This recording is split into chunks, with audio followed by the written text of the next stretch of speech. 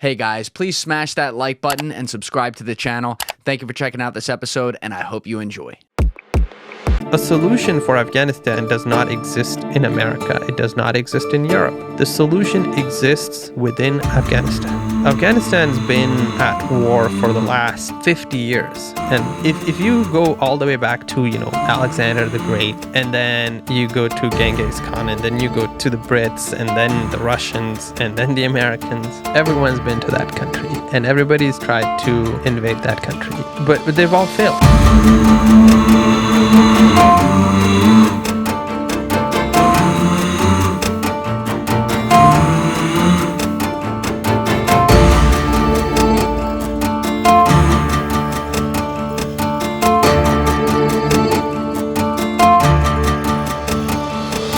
Today, something could be the right thing to do for one party, and tomorrow that would be the wrong thing for the same party. Yeah. Just because it doesn't fit their agenda. Oh, it's like you were saying, it's all deal making. And I have a lot more questions on this, but we got to get there because we got to work in like how you ended up in this cyclone to where you're still doing unbelievable work despite what happened to you. I mean, sometimes I try to catch the vibe and see when there's some signs that line up like, oh yeah, I should definitely do this. And so I had two fans hit me up who I don't think knew each other, like back to back, like, oh, you got to talk to this guy, Safi Rauf. I'm like, okay, I Googled the story real quick. I'm like, oh, that sounds awesome. Like, I'll do that. And then Mark Gagnon, who's got a fucking phenomenal show on YouTube that I watch, I think he put out the episode like the next day with you. Yeah. And I'm like, okay, let's get this guy's story out there. Like, that was a good start right there. And I'd love to see you do a lot more podcasts to talk about this. Because, by the way, on that bill you were just talking about with me, this is the kind of thing that can help push that forward, can put not just one human face on it, but a lot more than that too. But to see somebody like you who is a veteran of this country, who has been a hero for your people over there and our people who we left behind, it's a beautiful thing. Hey guys, there is another 35 minutes of content that Safi and I recorded on Afghanistan, some of its greater history, and the Middle East that is going to appear over on Patreon only. Essentially, if I included it in this episode, it would have been way too long for one episode on YouTube, and this was not long enough of a total recording to split it up into 2 episodes. So we've put it over on Patreon, and you can join our Patreon and help support this show by hitting the link in my description. And if you are on Spotify or Apple, you can hit the link in the show description as well as in the episode description. But I'm just putting 2 and 2 together in my head. You were born in 94, I think, right? Yes. So, and you were born in a refugee camp in Pakistan? Yes. So this is during what I would view as, I assume, the height of the Civil War. Did your parents flee once the war started, or had they been in Pakistan for a while? So my parents fled during the Russian invasion. Because, once again, we didn't live in the city. The city was fine during the Russian invasion. When you say the city, like Kabul City, Kandahar? Kabul City, Kandahar City, Mazar-e-Sharif, like those cities, the big cities were fine. It was the villages. And again, same thing. In the American invasion, the cities were fine. It was the villages and the towns that were far away, and only the poor people and the farmers lived there. Those were the cities that were repeatedly attacked and bombed and all of that by Russians. And then, we didn't change that course either. We continued to do that same action in Afghanistan.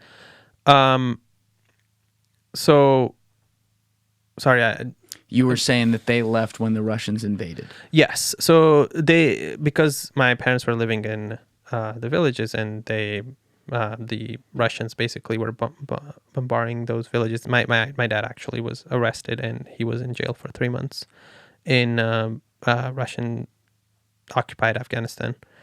And why did they arrest him? Just because they came to the village and arrested anyone there? Or? So one day he was, my dad is a veterinarian, and one day he was standing at the bus stop with a bag full of medicine. And they arrested him for that. They arrested them for that because that medicine was for the freedom fighters, the Mujahideen. The medicine he was delivering was meant for people that were injured in the war. Oh, so I was putting two and two together. I was thinking he had like animal medicine, but he had human. Okay, Yeah, got it. for people. And the Russians basically were like, oh, he's giving this to the Mujahideen because they have injured and he's on their side. So they arrested him for 3 months, and then he escaped from prison. And as soon as he escaped, he How left. do you escape from prison? Well, it was somebody in the prison was sympathetic to him and knew him, and then one day he just left the door open to his cell and he looked the other way and let him walk away.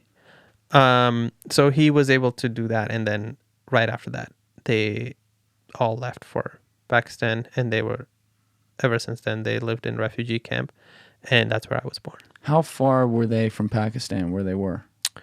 I mean, again, by drive, it's not that far. It's by drive, it was about 14, 15 hours. But they have far. to. Yeah. That's not like an hour or something. Yeah, but if you do it by a car, it's still fine. But they had to walk that whole way. And so it took them many days. And so your dad and your mom went. Did they already have kids at that time? Yes. So I have 10 siblings. I think at the time they had about 5 kids. Jesus. Yeah, 10 siblings. Yeah. It's a crowded house, man. It's a lot. It's a lot, man. Sometimes you lose a child and you don't even know. Well, that's a wild concept to me. I don't know anything about that. But, I mean, so they already take 5. Yeah. I'm just picturing 5 kids going 14, 15 hours in the middle of a war zone to another country for a refugee camp. That's they insane. didn't drive. They walked for weeks. They walked? They walked for weeks. You couldn't drive on the roads because the Russians were targeting the roads. I didn't know if they got what's it called? No. Like smuggled out of there or something. Well, the smuggling was the route. Smuggling route was not drivable because it was through the mountains. So you had to go over the mountains. You had to walk. So they walked for weeks to go over the mountains, and basically went to Pakistan, and then they lived there. And then I was born in 95, and I lived there until 2010. And wow. So I was actually in Pakistan, and I was going back and forth between Pakistan and Afghanistan when the invasion happened. Right. So before we get there, though, with your backstory and growing up, Pakistan to start with, it's such an interesting topic to bring up. Like, especially if you talk with intelligence people about like Pakistan, they're like, oh boy, it's like highest bidder goes. But you know, they're a neighboring country. It's kind of like they've had a front row seat to witnessing all this craziness, like right next door for the last God knows how many years. How much, like, you know, how many refugee camps do they have? How helpful are they? How much is it just like they feel forced to do it to put on a good face for other countries that they care about what they think about them? Like, what's the setup there? Or are they genuinely, at least the parts of the government who are running the various camps, are they genuinely sympathetic to, you know, in this case, the fighting that was going on in Afghanistan? So it's a very complicated relationship between Afghanistan and Pakistan. Pakistan doesn't help Afghanistan because from the goodness of their heart. They help them because there's always an incentive for them. The very first time when they allowed Afghan refugees to settle in Pakistan was because the U.S. paid them billions of dollars. We not only paid them billions of dollars, but we went there, trained their military, give them helicopters, give them planes, give them everything they asked for. So I take it this is like when the Russian thing was going on. Yes. So second thing, you know why Russia invaded Afghanistan? In fact, Russia didn't invade Afghanistan. Russia was invited into Afghanistan by the government that was in place at the time because Pakistan was supporting the opposition to that government, and the government could not protect itself, so they asked the Russians to come and protect that government. Well, Russia came, but Russia's main target was not Afghanistan. Russia's main target was Pakistan. And why was it Pakistan? Because all the ports that Russia have, they can't use them because they're all frozen. It's so cold they are all frozen. So what does Pakistan have? They have a port that is not frozen, and they can use it throughout the year. It's in Karachi. It's called Gawadar. What's it called? Gawadar. How do you spell that? Gawadar. Okay. So that was basically like a leverage tool in the middle where now someone had to play ball with them. So, yeah, so Russia wanted to make their way to Pakistan, to invade Pakistan and get access to that port, to use that port for their international, basically, trade.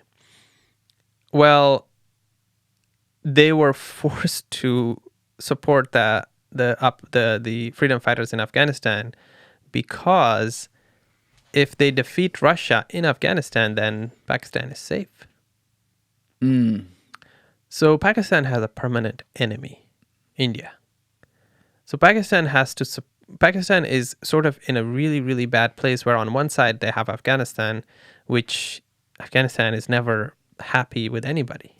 And then on the other side they have India, and they've been in 3 wars so far. They got in a war in 1948, 1965, 1971, and they also had a skirmish on the border in 2001 in Kargil. This is another part of history that, especially in the Western world, very few people know about. But this goes way back, as you said. Yeah, and I think one of the important thing to understand here is that America is barely 250 years old. And these parts of the world, they are 5,000-6,000 years old. Yes. So, and they don't forget their history. It's an oral history that's been transferred from generations to generations. And they remember that. And they remember who their enemies are. So, and they remember who drew the borders and where the borders are supposed to be. So a lot of the clashes come because the border that is drawn is not where it's supposed to be. Because somebody at some point had more power than that other country, and they were like, well, I'm taking the border, and building it over here now. And am I way off base if I say that Britain and that part played a huge role in that? Yes. Okay. So almost half of Pakistan actually belongs to Afghanistan. And if Afghanistan is powerful and stable, they're going to come back and be like, give me my territory back. Wait, really? I didn't know that. So what happened when, because Pakistan is a very new country. Pakistan was established in 1947, August 14, 1947. So back in 1901, there was, in the 1900s, 1901, sometime over there. So the Brits and Afghans used to fight all the frickin' time. And the last time, the Brits sent 200 soldiers to Afghanistan to basically fight the people of Afghanistan at the time, and only one person survived. One British soldier survived, and he was also injured in one foot. And he made it back, and basically was like, "Can't fight these people. Fuck that place. Yeah, we can't fight these people, so we must make." We must sign a agreement with them. So that's when they signed this agreement called the Durand-Line. It's Durand, the Durand-Line agreement between the Brits and Afghanistan. And they basically said, this is going to be the line. We're not going to come to the other side of this line, and you are not going to come to this side of the line. However, there was a lot of territory, and they did this agreement. They're like, we're going to do the agreement for 100 years. This agreement was supposed to last for 100 years. They're like, we're going to do an agreement for 100 years, and after 100 years, you guys can have all this territory back. Which is, there is on the province that's called Pakhtunkhwa, all the way until Atak, that's the territory of Afghanistan. And then on the Quetta side, you have a lot of territory on that side as well. I'll put this map in the corner of the screen, and there were probably a few things you said a few minutes ago that I'll put something in the corner of the screen then too as well, just so people can follow along. So all of that belongs to Afghanistan, and the time of the agreement has actually ran out. So in Pakistan, as it is a tiny freaking country, and they have no strategic depth. So it comes, and now talking about militarily, talking about strategic depth, what does that mean? India is a big, powerful, strong country. Yeah. India is large, and they have a lot of strategic depth. So on the Punjab side, on the southern Pakistan, when India attacks Pakistan, what they can do is they can retreat into northern Pakistan and all the way into Afghanistan. They retreat, and then they regroup, and then they go back and attack, and basically that's how they usually fight their wars, because they can't, on the battlefield, they can't fight India. So they need to have that strategic depth. They need to have a country they need to have a government in Afghanistan that, if needed, can be used to the benefit of Pakistan. It's basically like they view Afghanistan as like the redheaded stepchild, but they kind of need him around to smile for the pictures. Yeah, exactly. So any day, if there is like a stable, powerful government in Afghanistan, they're going to go to Pakistan and be like, hand it back over. Give me that territory back. But that goes way, way back in history, and, having some history lessons to understand why that all happens. But coming back to Pakistan, they get billions of dollars of aid every time. Every refugee that they receive like hundreds of thousands of dollars for them. And not only that, but, it's more buying power. Like somebody who goes there, if they have money, they will rent a place, they will buy food, they will invest in that economy. Some of the biggest investors in Pakistan are actually Afghans. They have huge businesses there. And now we come to 2001. So Pakistan became a nuclear power in 1998. And when they became a nuclear power, the U.S. put a lot of sanctions on them, because they were like, you can't do that. You can't develop a nuclear weapon. And they did. So the U.S. was like, I'm putting all these sanctions on you. And basically Pakistan started, their economy and everything started to cripple.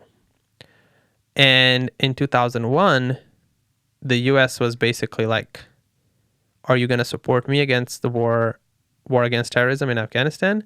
I will lift all the sanctions. I'll give you money, and all the trade that's going to flow from, the port that I talked about before in Karachi, everything that we need in Afghanistan, all of the supplies are going to come to this port. They're going to be landed in this port, and they're going to be trucked into Afghanistan. So you will benefit, not only that we will lift all the sanctions, but all of the logistics, all of the food, all of the military equipment, everything that we're going to use, it's going to go through your country, and you're going to benefit massively from that. So pretty much when those planes hit those buildings, that was like winning the lottery for Pakistan. Exactly.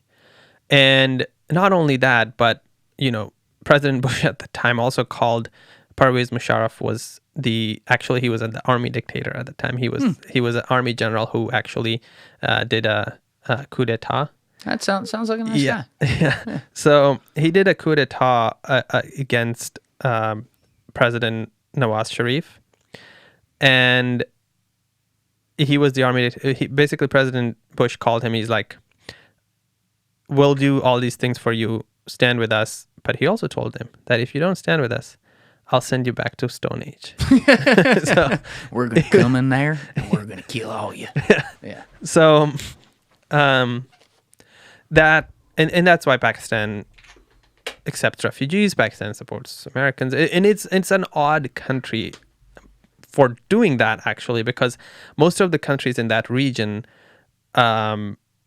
are not pro-America. You don't Like, say. Wouldn't have guessed. Yeah, exactly. So it's kind of like America doesn't have that much leverage in those countries. And Pakistan in the middle of all these countries that actually are pro-Russia. They are more pro-Russia than they are pro-US. Pakistan is an odd ball in there, and they actually are kind of an ally to the US when it's convenient for them. Right. But also they backstab us every chance they get. Every opportunity. They have continued to support terrorism from day one. Because terrorists for them are, they perform two functions for them. One, they fight in Afghanistan, keep Afghanistan unstable. Second, they fight against India. Those terrorists are basically free, disposable fighters for Pakistan to use however they please. They use it in India, they use it in Kashmir, they use it on the border areas all across India. They carry out attacks in India all the time. And, you know, the Mumbai attacks on the hotel, they were all planned in Pakistan by those terrorists. Well, it gives the government perfect deniability. It's like, well, they're not ours officially, Exactly. you know, but we're not going to throw them in jail. Yeah, exactly. So what are you really doing? Yeah. So, and all of those people, like I lived in Pakistan for 17 years. All those people roam free in Pakistan. Yeah. They roam free with weapons and trainings, and they have training camps and all that, and nobody, you know, bats an eye.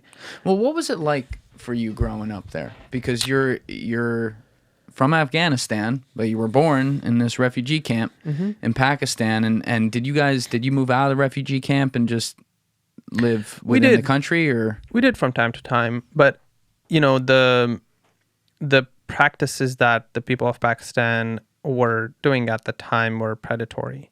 So what would happen is they would be like, okay, this house for rent, you know, $600, and we do an agreement for 3 months, and you're like, oh, great, okay, I'll move into this house. 3-month agreement, $600 a month. 3 months were up, they would come knock on the door. The rent tomorrow is going to be $1,200 or get the fuck out. And then they would come back a month later. They'd be like, oh, now it's $2,400. So it was predatory practices that they did. In addition to that, being a refugee in Pakistan was like being a second-class citizen, even worse. You were persecuted. Police bothered you all the time. They harassed you, called you names. Little children, like in school, you couldn't go to Pakistani schools because you would be bullied, you would be persecuted, and for most of the schools, you were actually not allowed to go to those schools. So where did you go? I actually pretended to not be a refugee. So most of the times that was the easy way out for me is to just pretend that I'm not a refugee. And that's actually one of the reasons that I know multiple languages, and I became so good at all those languages that people couldn't tell where I was from. So every time I came across somebody, I spoke so fluently the language that they were, that was their mother tongue, that they just couldn't tell that I was a refugee. So, and you know, in retrospect, I was like a chameleon. I fit in everywhere. Because you were born there too. I mean, I'm just thinking about like your parents, for example. Here's a good question.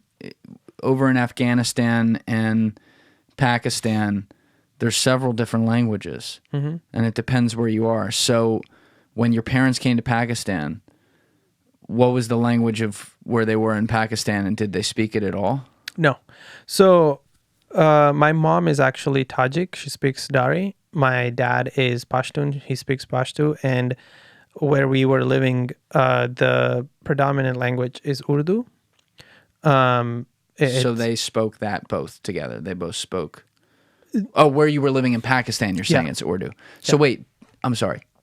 Did your parents speak a common language? Like, so my mom also, but in Afghanistan, the way it works, like if you are like your mother tongue is one language or the other, you speak both languages basically. Okay, all right, I understand. But ethnically you are one or the other. But you Got can most of the times you can speak both languages. So they spoke both languages, and that's why I speak both languages, and then learn, Urdu in Pakistan and also Punjabi in Pakistan, and. How close are these languages? Like if we were, I don't know if you can make any kind of comparison like this, but if people compare like Spanish and Italian or like French and Italian or something like that, like how far apart are they? So Punjabi and Urdu is basically like they are different. They're like Spanish and more like Italian. You can understand if you speak one of the language, and it's super easy to learn the other, but they're still different. Hindi and Urdu are basically like either speaking Scottish English or, American English. Yeah. Similarly, in Pashto, they have very different accents. They have many different accents, and depending on which region you're from, and that's why people usually can tell where you're from, because you have that accent. For you, how well did you take on because you're learning all these as a very little kid, which helps. How well are you taking on the, say, native accent of each of the languages you're learning?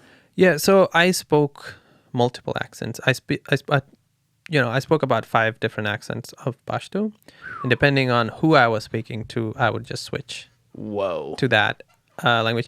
And it became very useful later in life because for what I was doing, and we'll get to that later, but it became very useful. I'll bet. Yeah, it became very useful to actually identifying people from where they were from. How young were you when you first realized that your background and environment of upbringing was different, in the sense that just like some of the basic things you were describing, like you're not welcome in certain areas, or there are different people in the world who exist. I mean, I remember when I was like 4 or 5, you didn't know the difference between an American and someone from Pakistan or something like that. You didn't have a concept of tribes yet. But I feel like when you're born into chaos in a way, you probably get that younger. You probably have an idea of that, no? So I had very young age, from the time I could speak and understand some things, I knew that. And the primary reason for that is because every house we lived in, or everywhere we lived, we didn't have more than 2 rooms. You see, I had 10 siblings, but we, most of the times we didn't have more than 2 rooms. So what happened in there is, like, when the adults were talking about these complex issues, they were not talking it in a place where we weren't present. So we were either sleeping in that room and they were sitting up or talking about that, and we heard it and we knew what was happening because they were discussing that, somebody got arrested, or somebody was, harassed today, or somebody was, persecuted, or somebody was deported. And all of those conversations happened in the open. So I knew from the very young age that, and then from a very young age, from like basically first grade, I basically knew that I had to pretend to be somebody else than who I actually was. So, going first grade, you realized that. Yeah. In first grade, the first day I went to school, I didn't say I was an Afghan refugee. I said, I'm from like this far village in Pakistan. They didn't have a copy of your records, obviously, or anything like that. No. You just show up to school. I just show up to school. Now, what about your name? Is your name a telltale sign at all, or how does that work? No, because most names in that region are Muslim names. Got it. So it's like pretty much the same. They're all the same. They're Arabic names. So they're all somehow similar. And what about your parents too? Because your dad was a veterinarian. Yeah, serious guy. How was he making a living in Pakistan, and how much of an adjustment? Well, I imagine it was an enormous adjustment. But like, what kinds of things was he doing? And I assume he was getting the same second class treatment that you were getting if the rent on the house stories consistent across a lot of other things. Yeah, so that's actually another interesting point, that my dad was actually not allowed to work in Pakistan. Not allowed to work. Yeah, Afghans were not allowed to work in Pakistan in fields that were more reserved for the Pakistanis. So what my dad was doing was he was going all the way back to Afghanistan to work. So every month he was going back to Afghanistan. He was working for 27 days of the month, and then he was coming home for 4 or 5 days and, bringing all the money back and buying groceries and everything for the entire month, and then he was going back. Shit. So he was going back to Afghanistan. He had a clinic in Afghanistan. Was it back where he was originally from, or was it closer? It wasn't where he was from. It was in a different province. It wasn't necessarily closer, but it was in a place where there was more livestock, and there was more opportunities for him to make money. And he didn't have problems crossing the border or getting caught as to what he was doing, basically like taking his own remittances back. This wasn't like an issue in the middle of this whole civil war, or even the aftermath when you had the Taliban and stuff like that. So, this was mostly when Taliban were in power. And when Taliban were in power, most of Afghanistan, it was the poverty was extreme, but it was because they had such extreme laws, there wasn't much crime. The crime was super low, because if you stole something, they would cut your freaking arm. Yeah. So that basically encouraged a lot of people to not steal. So this last time I was in Afghanistan, a lot of people, it was sort of making a joke, is that, back the previous government, when they would arrest thieves and they would put them in the back of the truck, as soon as the police would start driving, they would jump from the truck and run away. And now they're like, when the Taliban arrest the thief, they put them in the back of the truck and they just sit there and don't do anything. Yeah. Because if you make a sudden move, they're going to fucking shoot you. So, at the time, most of the time my dad didn't, and my dad was a smart guy. He would blend in. He didn't look like he was, carrying money or carrying anything. He was well respected in the community, and he made sure that it didn't look like he had money. Did he also have, because he took obviously his wife and kids to Pakistan, but extended family, were they all still in Afghanistan, or were they spread out as well in other places? Most of my siblings and my parents initially, we were all in Pakistan, but by the time I actually was, by the time I was 7 or 8, my siblings started, because I'm the second youngest, and there's a large gap between the ages. So my eldest sister is about 45. Okay. 45, 50. Almost twice my age. I love how you don't know. Yeah. There's too many. Hilarious. Yeah, she's almost twice my age. So they were already married off, and they had their own, homes and families. In fact, I have.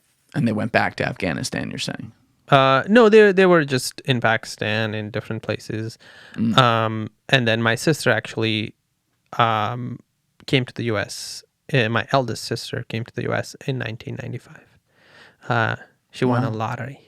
Yeah. She won the diversity visa lottery, and that's how. Oh, she won a literal lottery. A literal lottery. I thought you were saying that as like a phrase. No. She won a lottery. There's a program called the diversity visa lottery. So you basically put your name down, and then they shuffle, and then the people whose names come out. Wow, well, good for her. Gets the visa to the United States. So she just left, and then the rest of you were still over there. We were all there, and then my sister with her family lived here and kind of made a life for herself here, and then she invited my parents to come. Did you ever visit before you actually came, or It was okay. No. So in 2006, both my parents came to the U.S. and I was actually left in Pakistan. I was doing math in my head. I'm like, wait a minute, you didn't come here in 2006, No. though. So the two of them came, and all the kids were still back. All the kids were still back. Who'd they stay with? So at this point, all my other siblings had moved out to different places. Okay. And but I was about 13 years old, and I became the man of the house. So wow. At 13, I was taking care of 3 of my siblings. But you're the second youngest. So a younger sister and then an older sister.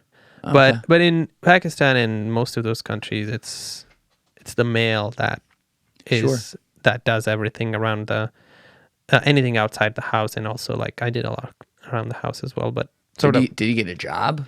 Like, did you or no? I mean, my parents send money back because my dad got a job here and he was sending us money back. That's cool. So that wasn't an issue, and also my brothers and my siblings, they supported us as well. When they came over to America, were they able to get like a visa to come here, or? Yeah, they got an immigration visa. So my sister, because you can't bring, you can, if your parents are in another country, you can apply for them to come. It takes about 4 or 5 years to bring your parents, for them to immigrate here. So they did, and then to immigrate to the U.S. Full blown, like become a citizen. Well, you don't become a citizen; you become a permanent resident first. Okay. You become a permanent resident, and then 5 years later, you become a citizen. So they became permanent residents in 2006, and then they applied for us to come immigrate to the U.S. And when did you come? 2010. So it took about a little over 4 years for us to come to the U.S. as well. And these were the minor children. And then the rest of my siblings were still all over the place. And so my last brother came in 2019. So it started in 1995, and my last brother came in 2019. Wow. So it took 23 years. And where did you guys come in America? Where'd you move to? Omaha, Nebraska. What a random Omaha, Nebraska. How'd your sister land on that? So my sister first went to California, and she couldn't find a good job. The standard of living was too expensive, and they couldn't afford it. So my cousin was living in Omaha, Nebraska, and he basically called them and was like, "Hey, there's jobs here, and it's cheap, and if you just get a random job, you can support your family." So they went to Omaha. Outside of the cousin, was there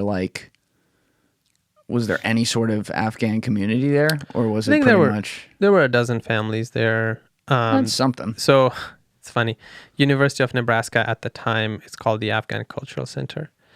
It had that, and in the 70s, it was producing propaganda papers for Afghanistan against the Russians. So full circle right there. Yeah. So that had created some community in that area because a lot of Afghans were working there, producing books and stuff for Afghanistan. Their job was to actually,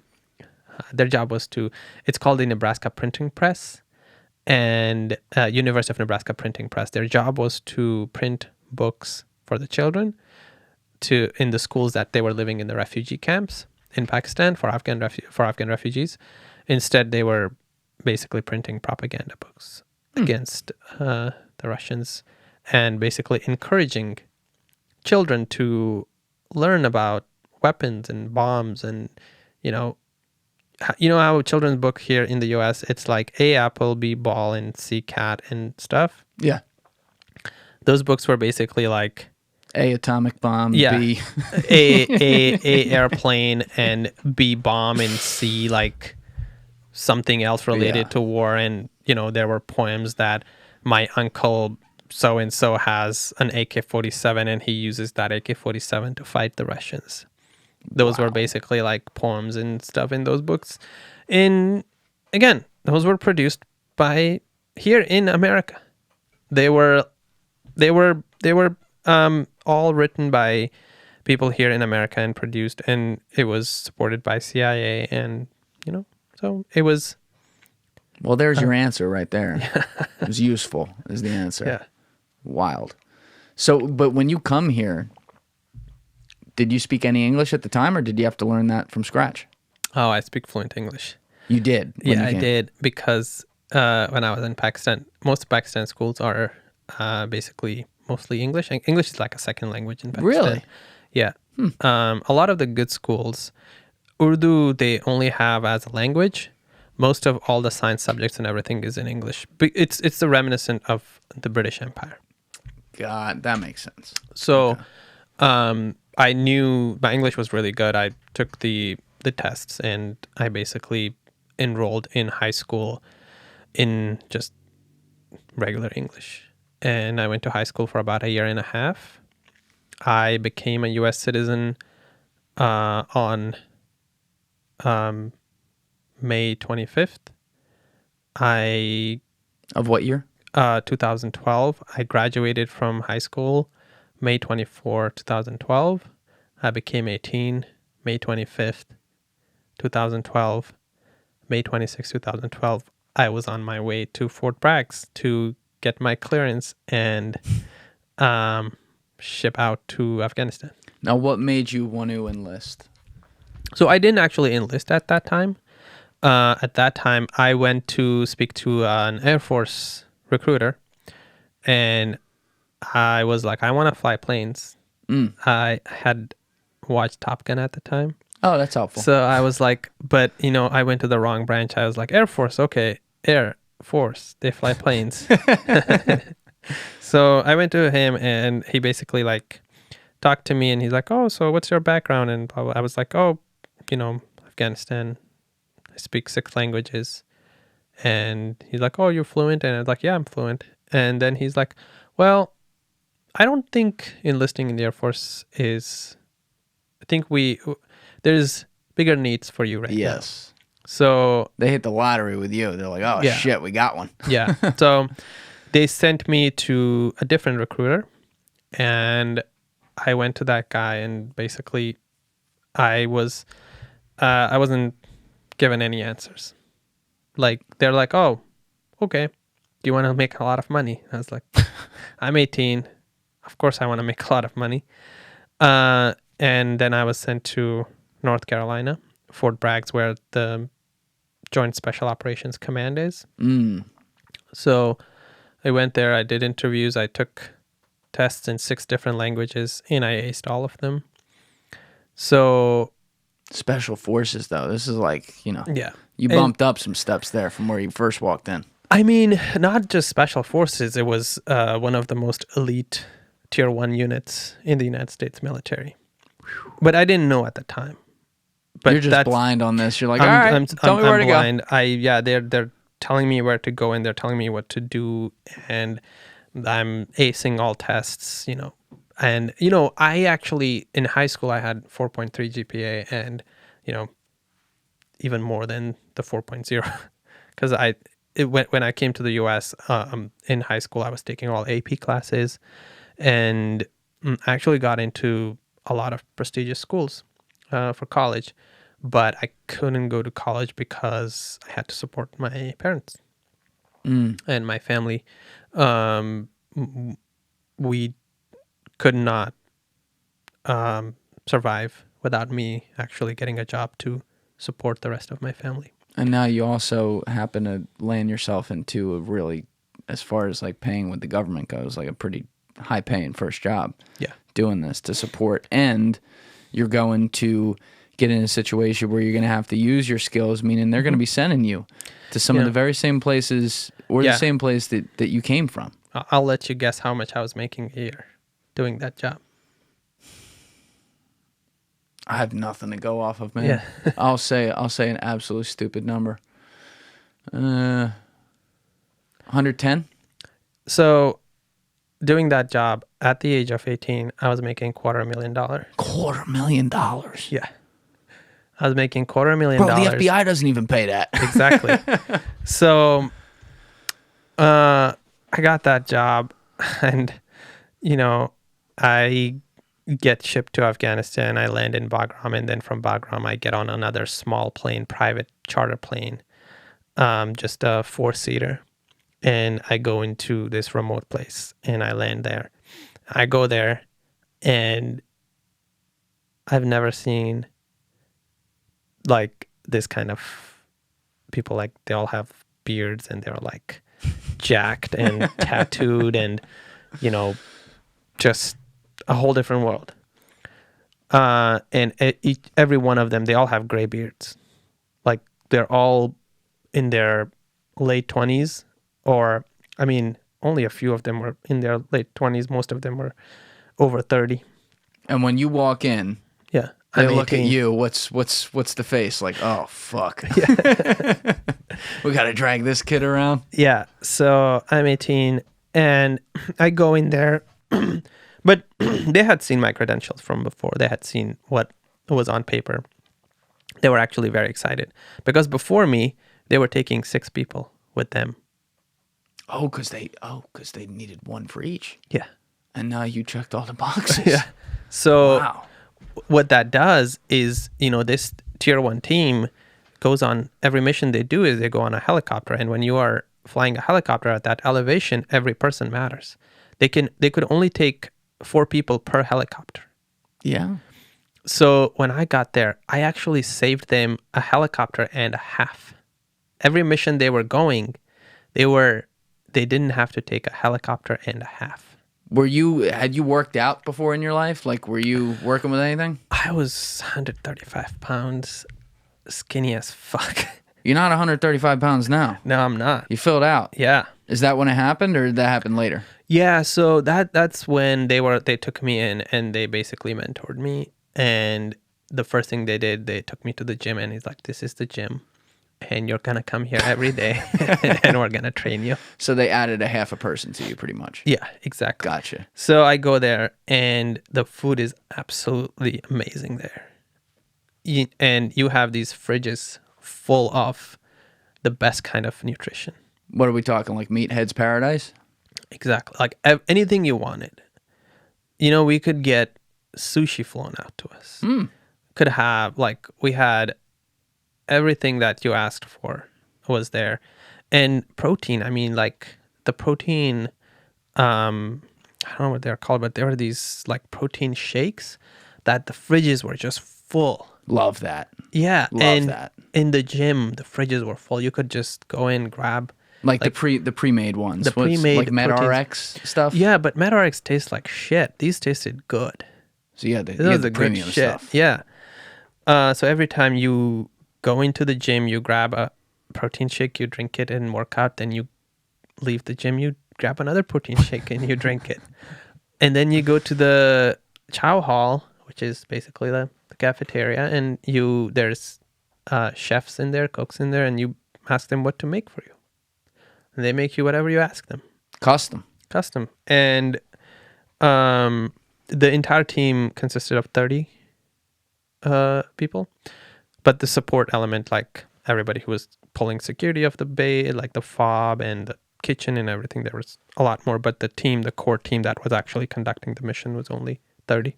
You may have said this. I just want to make sure for the timeline in my head and for everyone listening. But you had gone in for your first meeting on May 26th. 2012 with the Air Force. Eventually they work your way and you find your way to the Special Forces here. So now you're settled in with the Special Forces. You've been there a few weeks. You're in your routine. What year are we in? Are we still in 2012? Yeah, we're still in 2012 because it didn't take too long. I spent about a month in Fort Bragg to do all the things that I needed to do. But then soon I found myself in the middle of like this. I learned everything on the job. Because I knew a lot of the things that they needed from me, but everything else that was pertinent, I learned on the job. Did you also have a timeline yet on when the next deployment would be that you would have to be ready for? Or did that... No, I mean, for the next 4 years, I remained there. It wasn't, I wasn't getting deployed for a certain amount of time. I was there for the next 4 years. I would come home every 6 to 7 months for a month vacation, and then I'd just go back. So, I had incredible time with those guys. Like, they were the absolute best. humble guys, down to earth. They were not young guys who were obnoxious and, unprofessional. The most professional guys I've ever worked with, and the most down to earth guys I've ever worked with. That's awesome. The most caring, because they all had children as well. Some of them had children that were my age. So they looked at me as like, they mentored me. They looked at me as one of their child. And they really, really made a change in my life. So, I'm continue to be amazed at what I learned from that experience continues to propel me. So initially I was just doing interpretation, but now where the interesting part comes is I became so good at the job because, I knew all the different accents for the languages. So for example, if we went to a target, and because before we went on a target, we would have a briefing and we were looking for this guy. He's from this place. He's from this region. He is here visiting because he wants to conduct an attack or wants to do so and so. So we would go to the target and I would start talking to him because he would try to blend in with all the people. And this is after the 4 years at Fort Bragg, obviously, what you're talking about right now. So it's about a couple of years down the road. Okay. As I become more, part of the team. So I'm talking to these guys, and the terrorists would try to blend in with the local people, and I'm talking to the local people, and I'm like, okay, you're local, and then in the middle somebody would just speak some random accent, and I'm like, goose. Well, you don't belong here. Yeah. So a lot of the times it became very useful for me to do that job. And did a lot of different things. And, working with tier 1 teams, you sign a lot of NDAs. So much of what I did with them, you can't obviously can't details. talk about it. Yeah. And it would also be disrespectful to the team to actually, talk details and expose some of their work that they do and things that they do, or, even the name of the team or any details about them. Are you allowed to say broadly what any of the countries that you may have gone to? If not, no worries. But... we went to many different places, but again, like it that's also sort of like, because we went to some countries that we weren't supposed to go. It's like sometimes the GPS stopped working, and there's no lines on the ground, so you kind of... You don't see lines from the sky? Yeah, exactly. It's not like a borderline? Yeah, exactly. There's nothing like that on the ground. So sometimes you venture into places that you're not supposed to be, and the GPS just doesn't pick up, and you end up, killing some dudes, and you go back. But we went to a lot of different places. So how many years were you in? So I was with that team for 4 years, and from 2012 2016 I was with that team. And then in 2016, I came back to Northern Virginia, and because I wanted to go back to school. I had made enough money, and I'd done enough adventure. I wanted to go back to school, and I want to actually go to medical school. So was that a little bit from your dad being a veterinarian, or? Absolutely. It was from living in refugee camp, from seeing my dad, all of it. In refugee camp, the number one thing that most people died from was minor infections and things that they just couldn't get treated. And they were very minor infections. They just couldn't get antibiotics or something, and they would die from it. And I saw my best friend growing up. I was really young. I was like 6-7 years old, is when one of my best friend fell, and he got his foot injured because he was riding a bicycle, and he fell, and he had a small injury on his foot, and then the injury didn't get treated. It got infected, and he died from it. Oh. So basically, the reason I wanted to go back to medical school is because I wanted to go back into those communities and do some good. 2016, I got into Georgetown University, and I went to Georgetown, graduated in 2021. It's a real shit school, man. Yeah. Couldn't do better than that. Yeah, I mean, I didn't go to Harvard, so Georgetown's pretty good, disappointed. Man. That's a pretty good start right there, I'd say.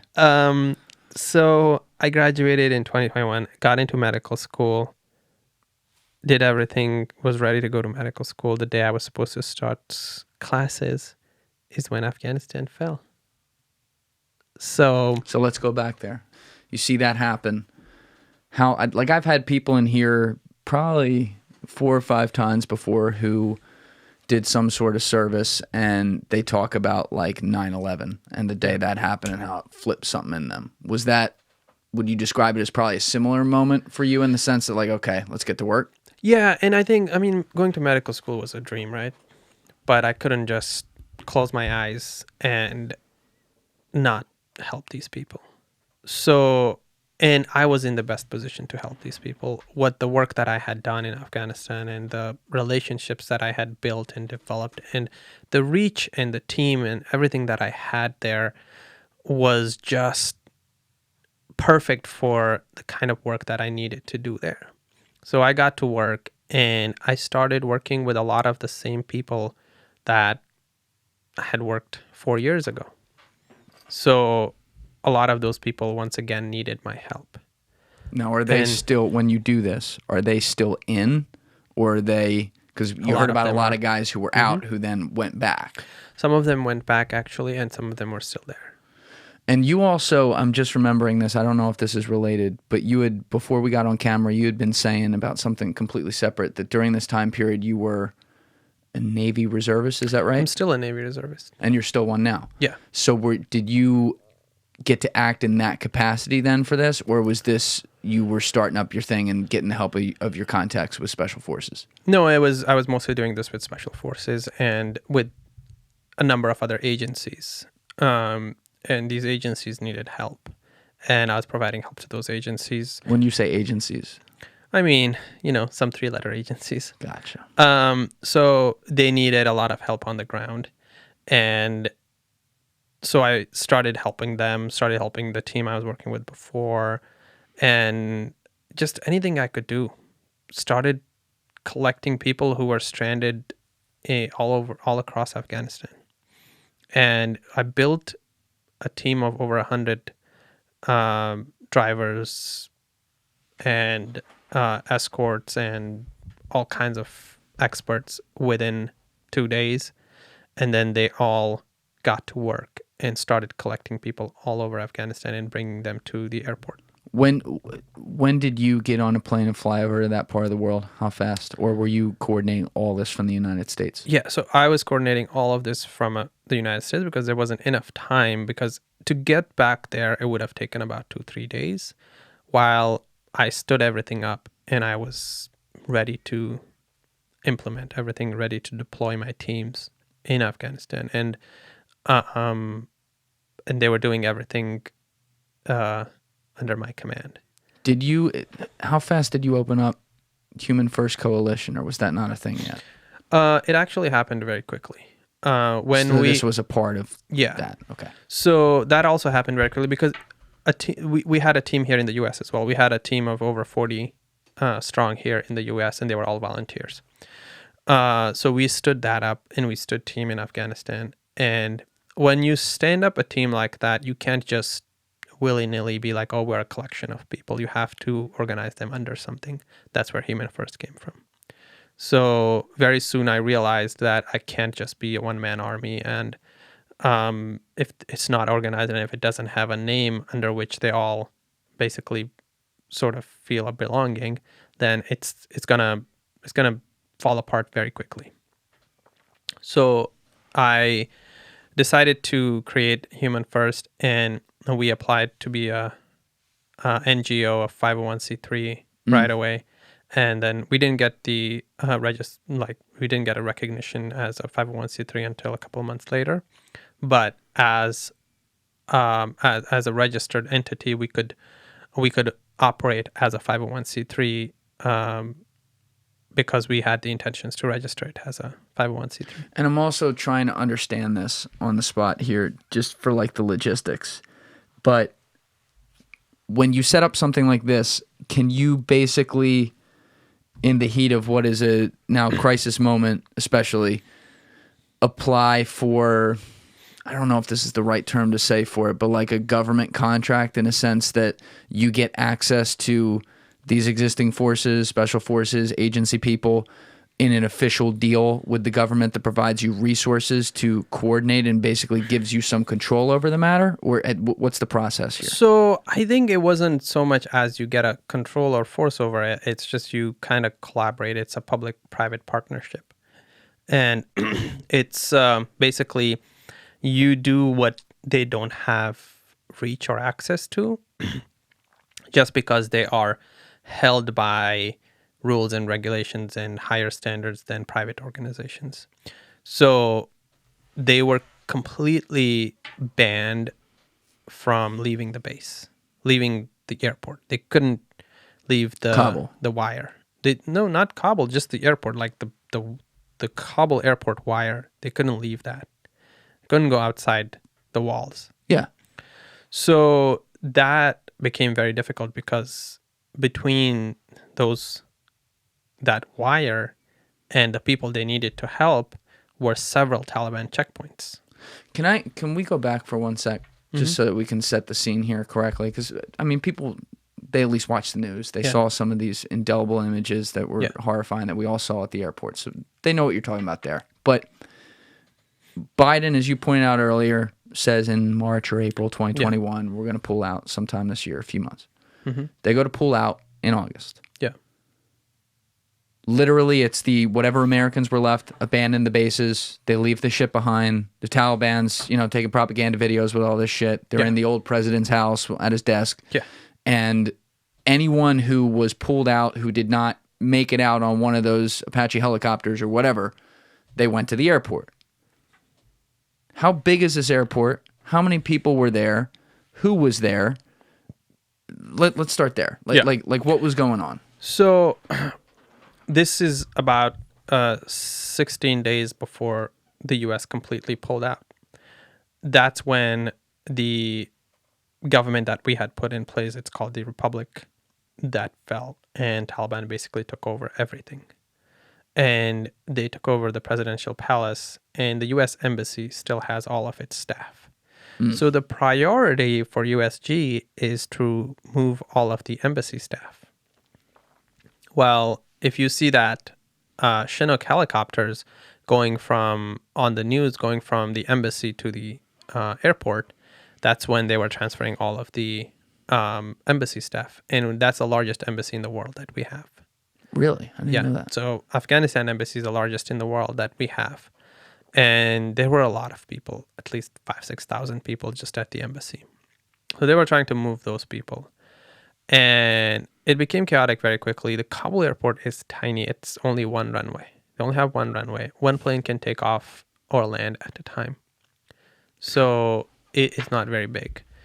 It's probably the size of a small town airport in America. If that. Yeah. If that. It has a total of 3 terminals. Well, terminal in America means a little bit more. It has basically 3 planes can be loaded or offloaded at one time. Yes. So, and then one plane can fly or land at one time. So, and then it only has one entrance, that's civilian entrance. It had 3 military entrances, but it only has one civilian entrance. So everybody rushed that one entrance.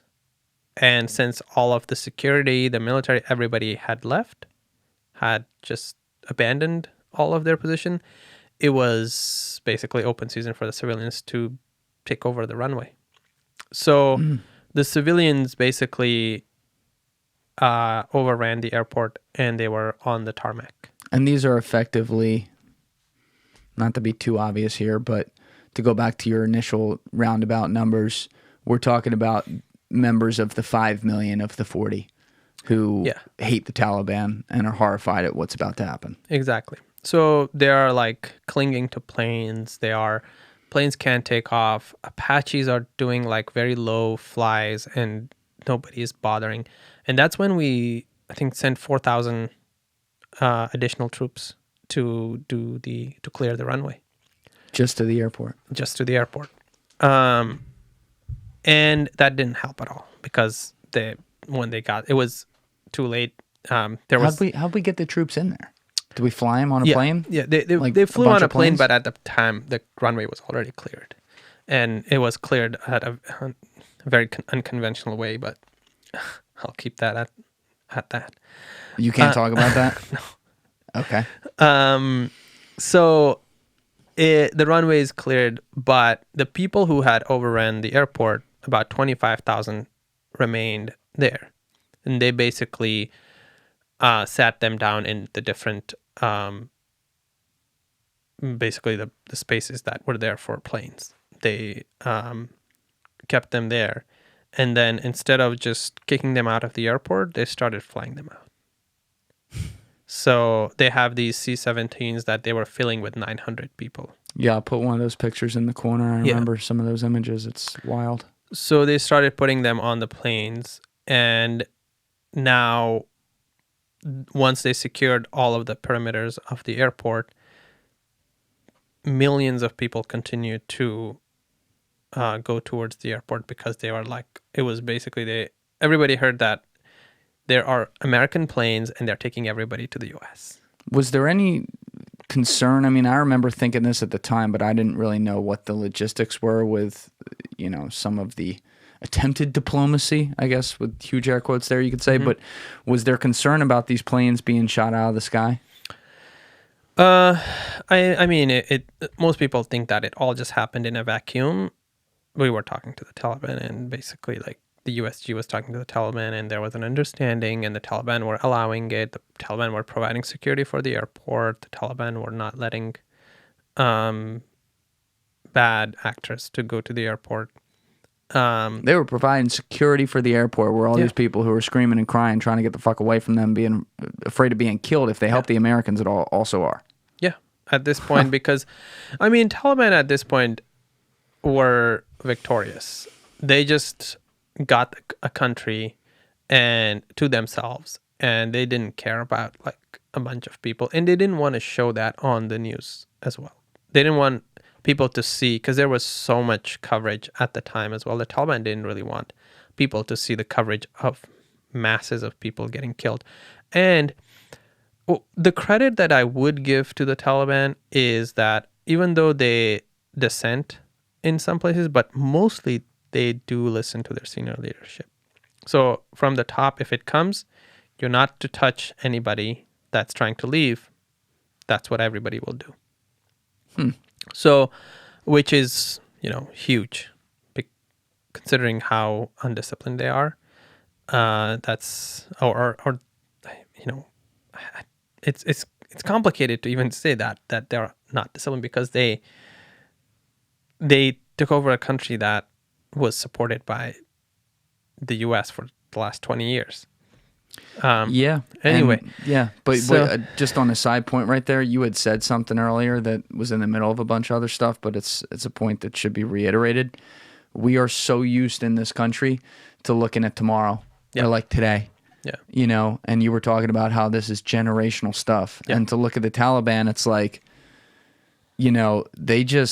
they got beat down into a corner in 2001, 2002, and they licked their wounds, and they slowly but carefully recultivated. Yeah. And so if obviously we can disagree with that, as we should, because of who they are and what they represent, but there is a lesson that should be learned from that probably won't be, but there's a lesson that should be learned from that.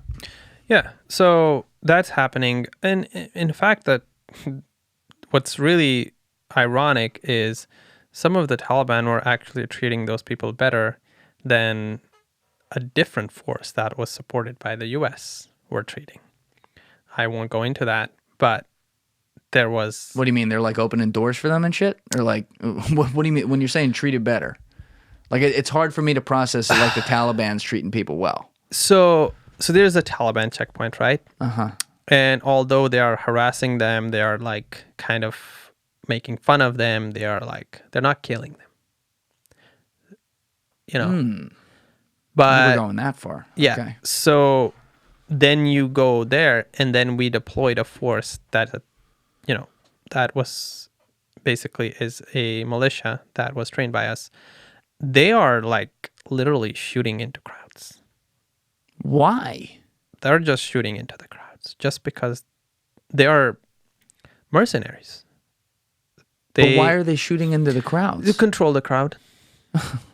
Yeah. Not the best approach, but that's what they were doing. And then the third line of control is the U.S. military.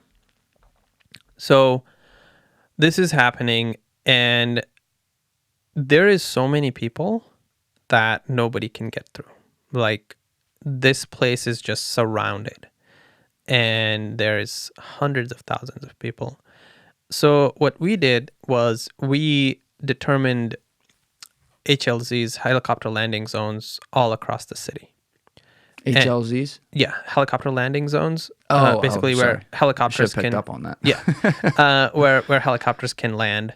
So we picked different locations where it was kind of like an open area where a helicopter could land. So what we would do, the people that were eligible and the people that worked with us, the people that we knew, we would find them, collect them, and then drive them to that location. A helicopter would come, land, and take all those people to the airport. So that's how we did most of the evacuation. Now, so we've been going through basically the instant on the ground scene there, which is great to set it as far as like what the logistics look like there. But all the while, you are, as you had pointed out, back in America right now, quickly within 2 days, I think you said, siphoning up a team together that is comprised of government people, including agencies and military, where you are coordinating to get people out of Afghanistan. So the first question is, were you getting like a master data? Were you getting access to like a master database of individuals who had been translators or just helped in, or as you had said earlier, like cooks in a camp and stuff like that? And it was your job to coordinate where these people might be right now, or to get in touch with them if possible. Like, what did the scene look like in America here? Yeah. So I have a team on this side, and they have their computers open. They have lists of people. I have a team on this side who has computers open. They have WhatsApp and, the apps that we were using to communicate to Afghanistan.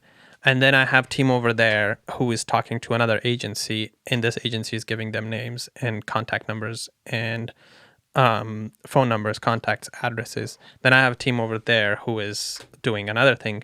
So the team over here is giving me, it's like, okay, there is these 40 people. They've been vetted. They've been vetted through like either DOD, one of the agencies, or State Department. Giving me the list. I'm taking the list, taking one look at it, kind of making sure that it goes through my like sort of a glance. I'm giving it to this team. I'm like, okay, this is a list. Give this list to the team on the ground, and dispatch. Who was on the ground? This is the team that I built on the ground. And most of the people that are part of the ground are actually my first cousins. These are all related to me. Okay, so when you're saying team on the ground, I was thinking of this wrong a little bit. You don't necessarily mean like the people working in special forces or agency or something like that. You were talking about literal native Afghan citizens on the ground who have networks to be able to help in any, let's say, like smuggling processes that got to happen to get people out. So there's both. Because these people, the natives, can get in places without getting noticed, they're going to those far places. But the helicopters coming, these are special forces helicopters. Yes. So I'm basically like determining, but this helicopter zone is right outside the airport, so it's not far. There's open areas right outside the airport, and that's where we're landing these. We're bringing these people by cars, and then the helicopter is landing. So I'm telling this team to give these names to the team that's on standby, and they're going picking them up. Another person, I'm like, so they are But the only team that exclusively only I was privy to and I was handling was those special forces teams. I was talking to them directly. I was like, hey, so these people, then this person would be like, okay, they've been picked up. They're en route. They're 5 minutes away from the location that they're supposed to be. That's when I'm talking to the guys, the special forces teams. I'm like, hey guys, they'll be there in 5 minutes. And that's when they start rolling and then go. And it's multiple. And this one is like, okay, that, because we had over 20 teams that were picking up people, and then they were like, okay, this other team is 20 minutes out from where they're supposed to be. And then this other volunteer comes to me, is like, okay, this other team is about to reach the HLZ. So every time one of those groups is reaching the HLZ, I am communicating back to the special forces teams that have the helicopters that, hey, this team has reached, go. The helicopter needs to be there to pick them up. This is insane logistics from being across the world. I mean, and obviously, like, it's not like there's any language problems. You speak all the languages, so you can handle both ends of it. But still, like, we're talking, at least from my seat, how I'm picturing it, these are 2 5-minute window type things where you don't have a lookout who's going to, like, point out, like, oh, what's going on there? You know what I mean? If that. Yeah. You don't even have a guarantee of that. And yet you got to figure out, match government with resources like flying in fucking helicopters and shit. And then assets on the ground who you don't know where they are or what's going on or who's watching them. Yeah. And you got to bring all these together, and you're the guy on the iPhone on the other end going, okay, good, clear. Yeah. That's nuts, man. Yeah, it was, I mean, nothing like this has ever happened in history. It's just absolutely incredible. But I think COVID really helped with that we got trained for this, that during COVID we were doing a lot of things, remotely through different things. So as they're picking them up, so we were holding these helicopters in a secret place. We had about 6 helicopters, and these 6 helicopters are being kept in a secret location. So we were running these operations from August 18, so actually from August 17, 18, we started these missions until August 26th. And what happened on August 26th is, one, a suicide bomber. Yeah. So a suicide bomber went off right outside the airport. Second, Taliban found our secret location of the helicopters, and all the helicopters were destroyed. Oh, a different suicide bomber. Well, not the one that I was thinking of. So the one suicide bomber happened at the airport. Yes. But then Taliban found the helicopters.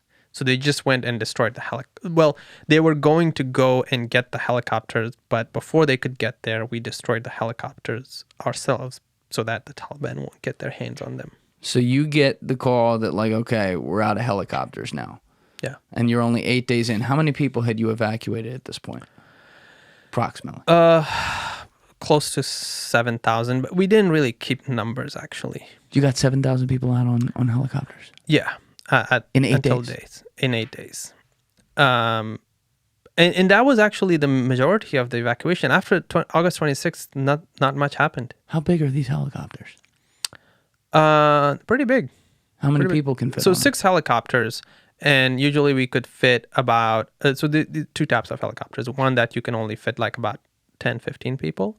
But then there's another helicopter that you could fit up to 60 people in it. But still, this is a lot. 7,000 people in 8 days is a lot of trips. And so they would take off. Where are they taking them immediately? The trip was only 5 minutes. To where? To the airport. Oh, just literally getting them down there so they could get them. Okay. All right. So they're picking them up, flying up, going over the wall, and landing at the airport. Because they can't go, there's no way to go. I mean, there were ways that we used those as well, but not enough to matter. I can't believe this went on for 8 days until the Taliban did something about it. Yeah. Like, that's crazy that you guys pulled that off. I just imagine like a fucking helicopter going beep, beep, beep, beep, beep, beep, beep, over and over, and they're not going to see this? You can see the pictures. There's pictures of them. Are they on the internet? Yeah. Helicopter. It's not the pictures like the famous one that they were like splicing with the picture of Saigon. Vietnam, yeah. Yeah. Not that Not one. that one. There were helicopters like going back and forth between different places that were picking up people. Let me see if I can if you can spot one here on Google Images if I pull it up. All right. So, and I'll put it in the corner of the screen if I can. Yeah. That one was the one they were splicing with like Saigon. That's a different type of thing. That's not one of yours. Yeah. So it was mostly like these kind of helicopters and I'll put that in those the corner. helicopters. Okay. So mostly like this helicopter over here. Which one? This one, the CNN one. Yeah. Because they all looked civilian. If you see this helicopter, it doesn't look military. Yeah. So they mostly looked civilian. So it was kind of like more. That wouldn't tip them off more? That wouldn't tip them off because they would get tipped off by military helicopters. I'll have to think about that one a little bit more. I guess I could see that going either way. Yeah. But still, okay. Yeah. So then they do get tipped off. So that's out. So August 26th, you've gotten 7,000 people out. Now you and I, when we were talking in the kitchen before this, I'd asked you how many people today are still there, including people that are among the estimates that may be dead. And you said it was around 160,000. 160,000 that are all eligible to be here. There is over 300,000 people who worked with us in some capacity. Okay. And so many of them are not eligible because we have made very strict rules of who can come and who can't come. For example, if somebody didn't work with us, so for them to be eligible to come here, they must have worked with us for over a year. So if somebody worked with us for like 11 months and 29 days, they're not eligible to come here. I don't think the Taliban cares, though, if it was 11 months, 29 days, or 12 months and 2 days. You know, they don't like them, and they might do something. Even if somebody went on, and a Taliban saw somebody who went on the base for 1 day, their life is in danger. That's wild. So, so at the beginning, you said it was 300,000 you had in mind. So 160,000 is actually the ones that are eligible and should be here today. But I'm saying back then, was that what you were saying? 300,000. 300,000 is the one that actually have worked with us in some capacity, but we just we're not gonna give them the visa necessary to come here. So without getting too bogged down by numbers, essentially at the beginning, you have hundreds of thousands of people in this country who you want to at least try to get out in the chaos of this. So for 8 days, you get out 7,000. Great job, obviously, but then that gets shut down. So how do you adjust? What's the next steps? So, I mean, there were other people doing similar things as well, right? Some people were using secret passageways. Some people, the military itself had Black Hawks and Chinooks that were making trips from the embassy. At the end, the total number of people by August 31st that were taken out were 120,000 people. So that's like the biggest military airlift in history in such a short time. And did all these people end up in the United States, or did they take them to also some other countries around there? So none of these ended up in the United States right away. None of them did. None of them ended up in the United States right away. Like, they weren't taken from Kabul to the U.S. Right, yes. They all went to bases across the world. Yes. And majority of them, like probably about 100,000 have made to the U.S., some have made it to other countries, but there is still thousands left stranded in these bases as well. So I guess it's better in Afghanistan, but still. Yeah, we're a year and a half later, and not all of them have still made it to the United States, which is a point that I want to make. the point that I'm trying to make here is that these people were not willy-nilly brought here in the United States. The purpose for them to go end up on that secondary base was to be vetted, to make sure that we didn't pick up some fucking terrorist while we were in the heat of the moment, and make sure that none of them were security threat for the U.S. There were some people that that they found out that cannot go to the U.S. For whatever reason. Something came up on their background and they weren't able to come to the U.S. and they are in another country now and they will not come to the U.S.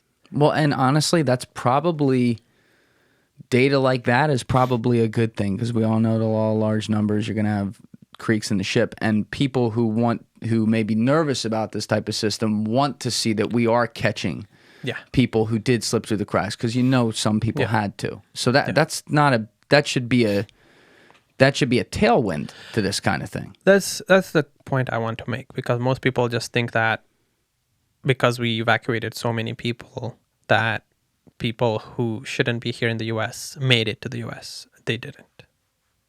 There were rumors, and Republicans were trying to use that as a sort of a ploy to say that people who shouldn't be here made it, but we did a very good job at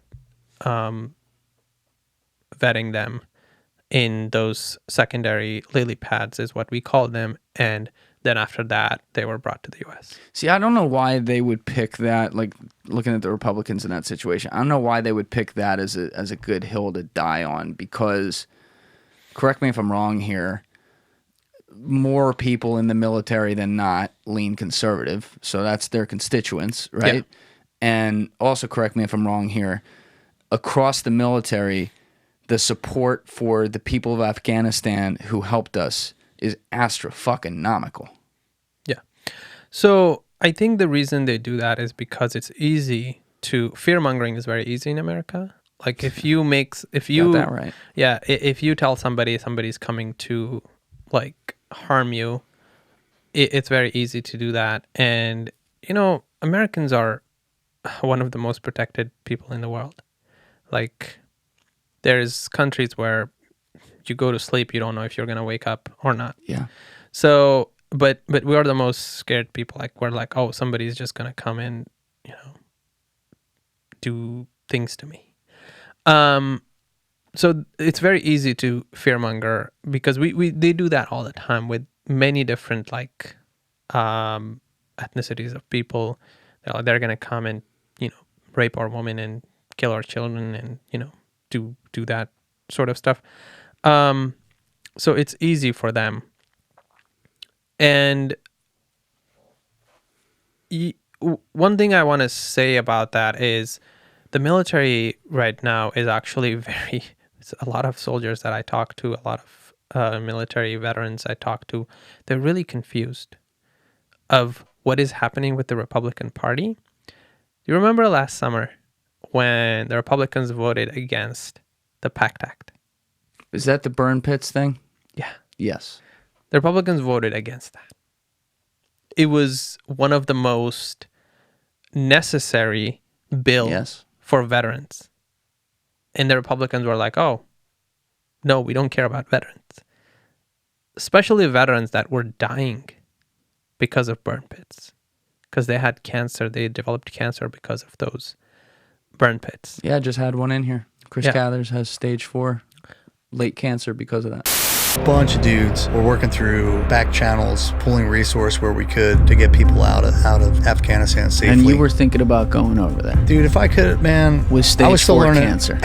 Yeah, man. It's just physically, I knew, I had to make that assessment. I'm like, look, I could be more of a hindrance because of, this thing's not tested. My hip, my glute, my quad, I had it all, and my femur taken out. So if I need to carry somebody, like, I know I can do it, but not like I used to be able to do it.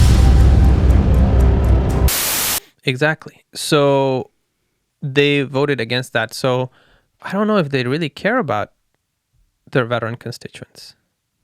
And veterans were really pissed off about that.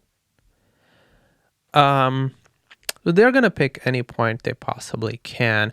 And that was one of the points from the Afghan Adjustment Act that they picked up. They were basically like, oh, all these people that came here, if we just give them permanent residency here, there may be some people that could be a threat to the U.S. national security. So, but there is specific language in the bill that says that we are going to use the highest standard of vetting for all these people.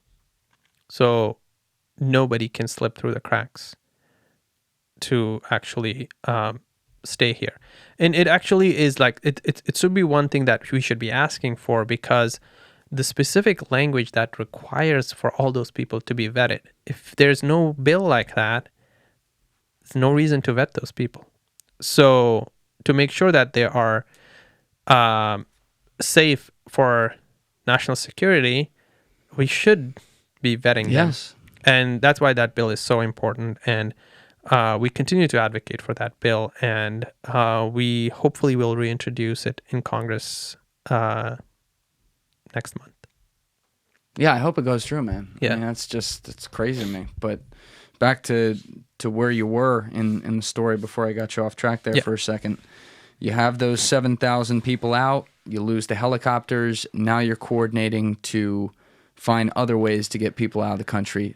How did the mission adjust? And did you add, like, throughout those 8 days and then the weeks after, are you constantly adding people, I assume? Like, people are volunteering, be it former military, active military, people in the country who just want to help, stuff like that?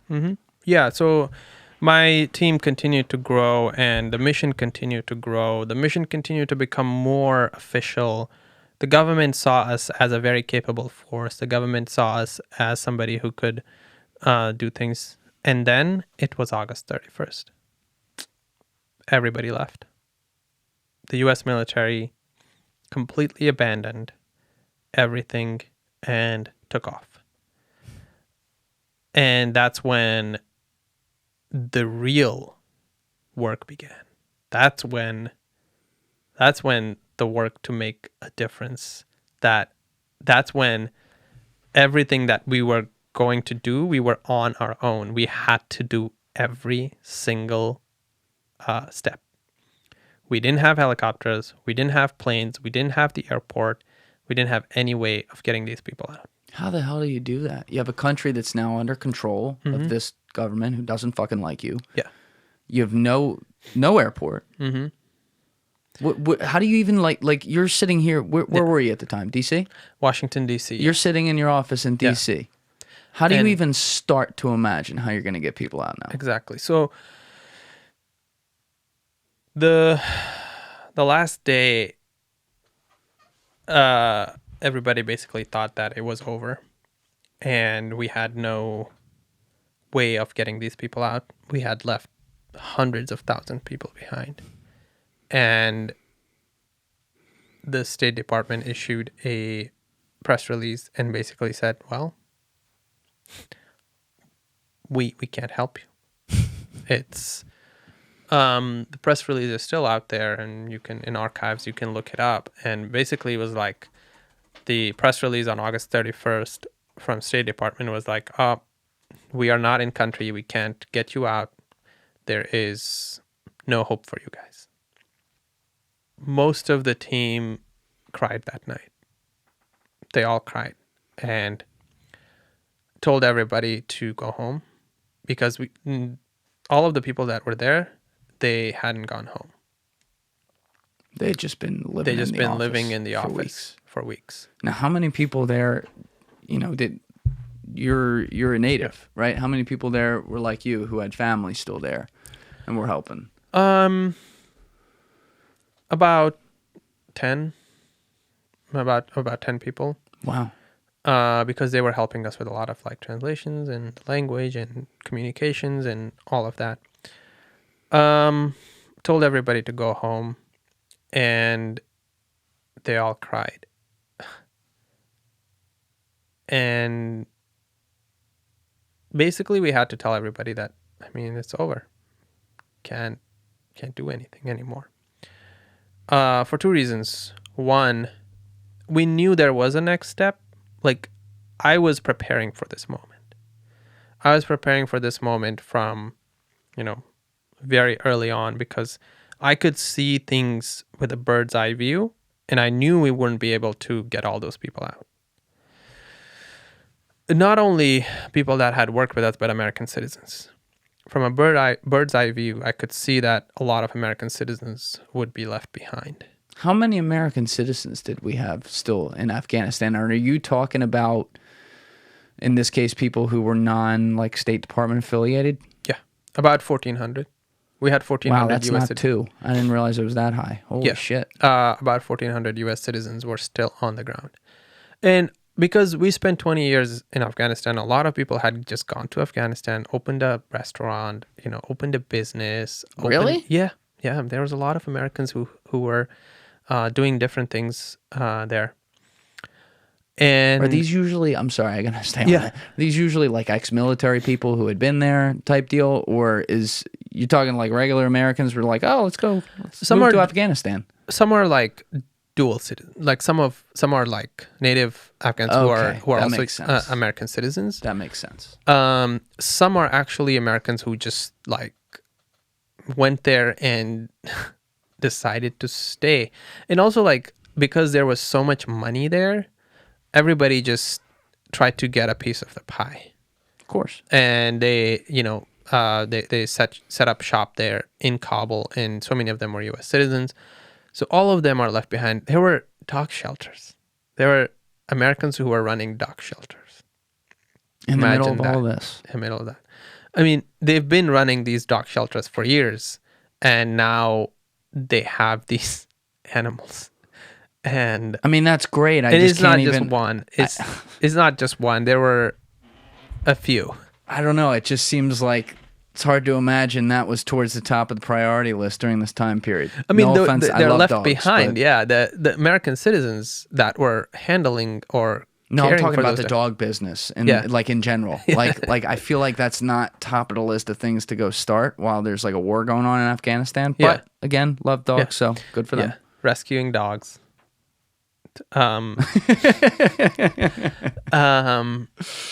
So those people were also there. I can't say anything about because I have friends, some people I know now that were running dog rescues there.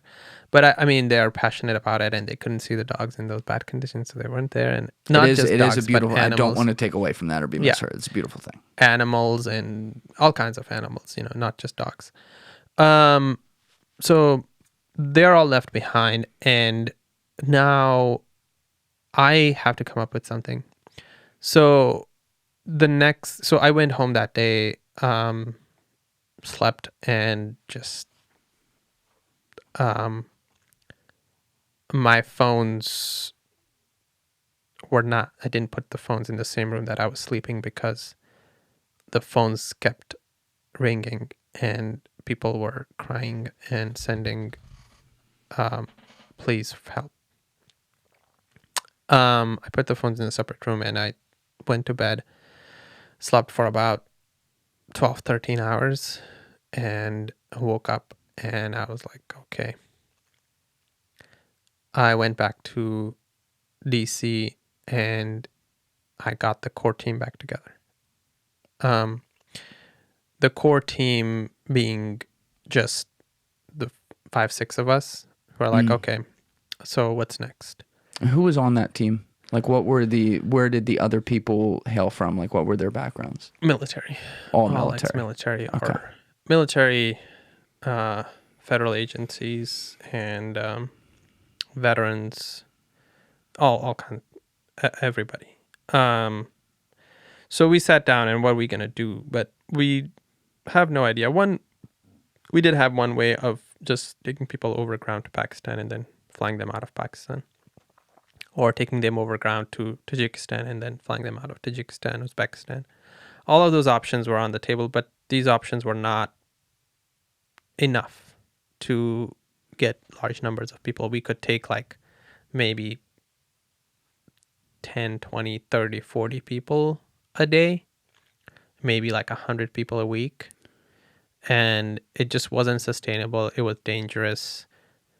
The long drive, in remote areas where Taliban are not as controlled or don't have to answer to people, we were not comfortable, but we did a lot of ground runs as well. You're talking about human smuggling operations, essentially.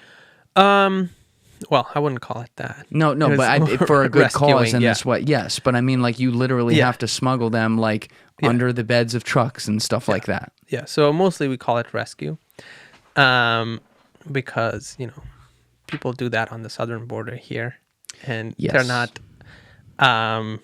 very looked at with a... I understand completely why you say that. I'm just trying to get the visual because, I mean, it is, we're talking black ops jobs. Yeah, Maybe I can say it like that. So doing that, I was able to get people for Hillary Clinton out. Hillary Clinton was supporting a lot of women's women rights activists and people who had been working for Hillary Clinton in different capacities in Afghanistan. I was able to get all of them out through that ground route. Another very high-profile person that I was able to get out through that route was President Biden's interpreter. So the president's people reached out to us and asked us to get this person out of Afghanistan, and we did. And many, many more. We were able to get through that way. But how does this happen, though? Like, you're able to get these people out. That's amazing. And you're mentioning that you got to get them across the border, be able to helicopter them from somewhere else. But, like, take me to the front of the chain. So you identify a person. Let's use the example. Maybe if it's possible, we can use the example of one of the people you just mentioned, like Biden's interpreter. You identify who this person is because you're told. You get contacted by the government, which that's pretty wild that happened. Very cool. And you find out that this guy is at location X, and location X is however far it is inside of Afghanistan.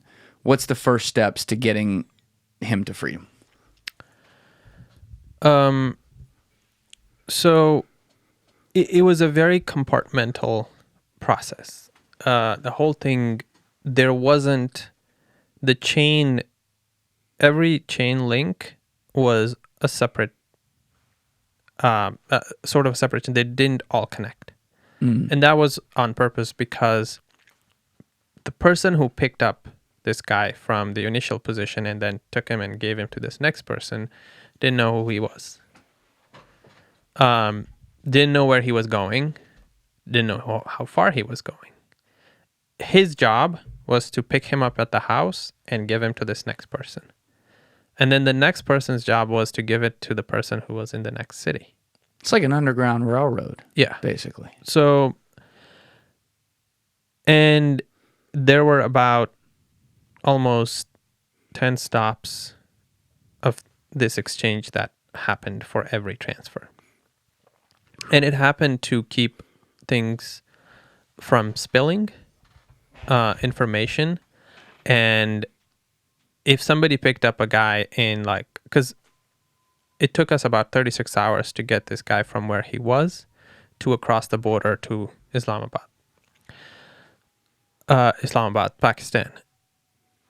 So along that way, if the person who picked him up initially knew that he was going all the way from where he was to Islamabad, Pakistan, you might think that, why is this guy being taken all the way to Pakistan? Why am I being asked to take this guy all the way to Pakistan?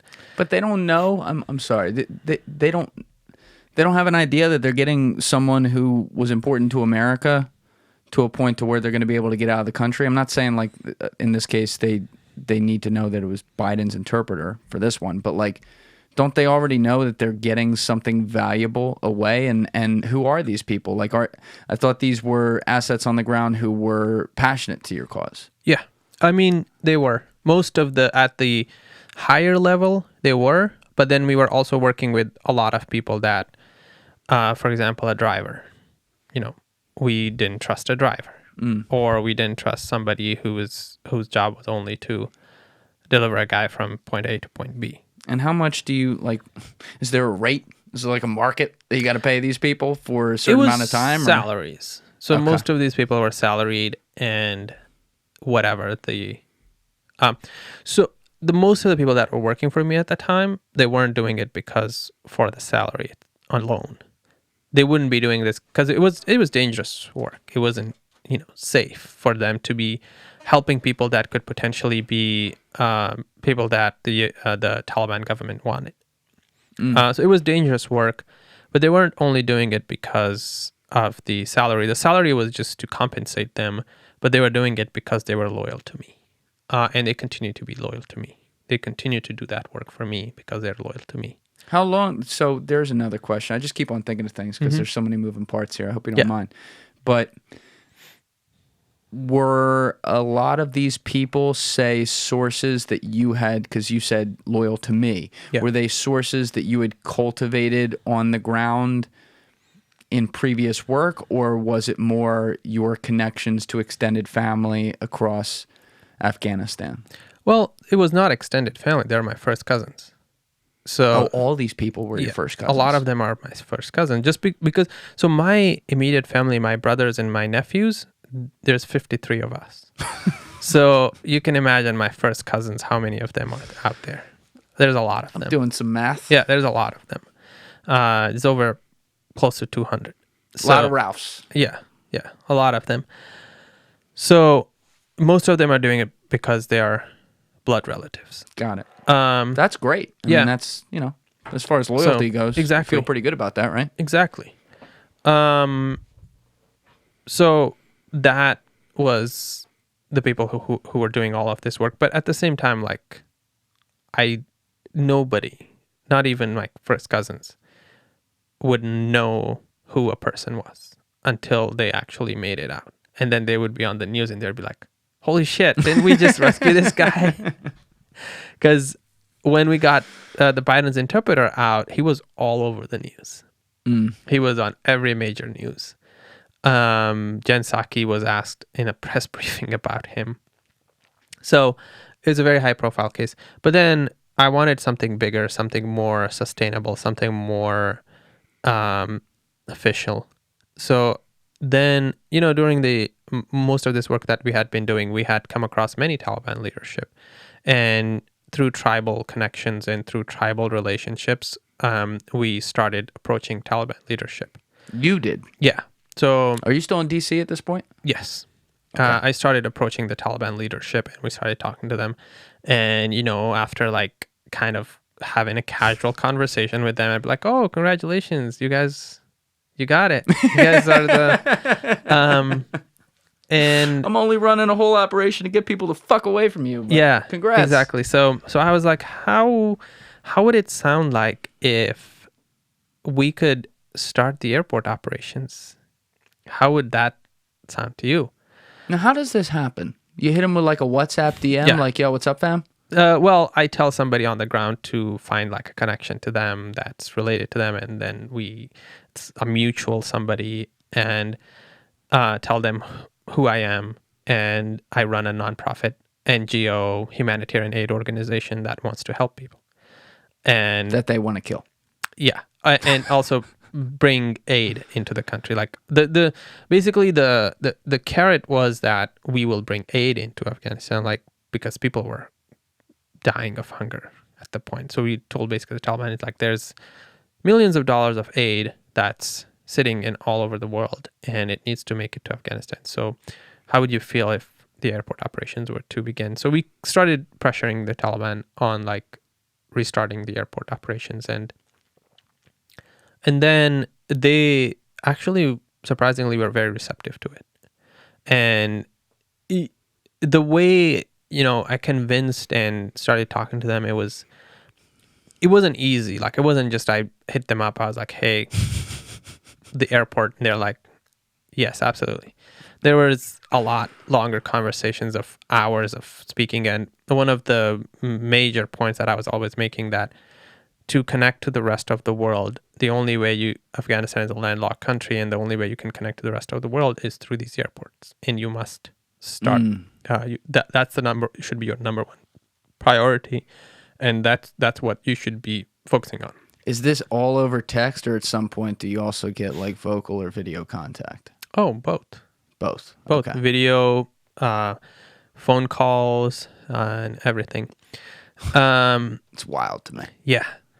And so that's all happening, and they're receptive to it. They are like, I mean, when you say things that are logical to any human, they're kind of like, think about it, even though they don't agree with you right away, but then they go back and they sleep on it, and they're like, yeah, I mean, this guy is not wrong. So they started working on the airport. They cleared the airport, and now I'm like, hey, how about I do a flight from Kabul Airport? It took us almost 3 weeks to get permission for the first flight. So we kept asking and asking and asking and asking and going from one person to another. Like, first of all, we couldn't find who would be the right person to make that decision from the Taliban side. So that was a challenge to find that person first, and then convincing him to actually let us do the flight. And the problem was also that everybody you called, they were like, oh yeah, sure, I have the authority to do that, because it's just how they a lot of them were out there to, make some money. And they would be like, oh yeah, sure, I can give you permission to fly a plane. I can figure it out. It's just going to cost this much money. And I was like, well, as soon as you like say money, I'm out.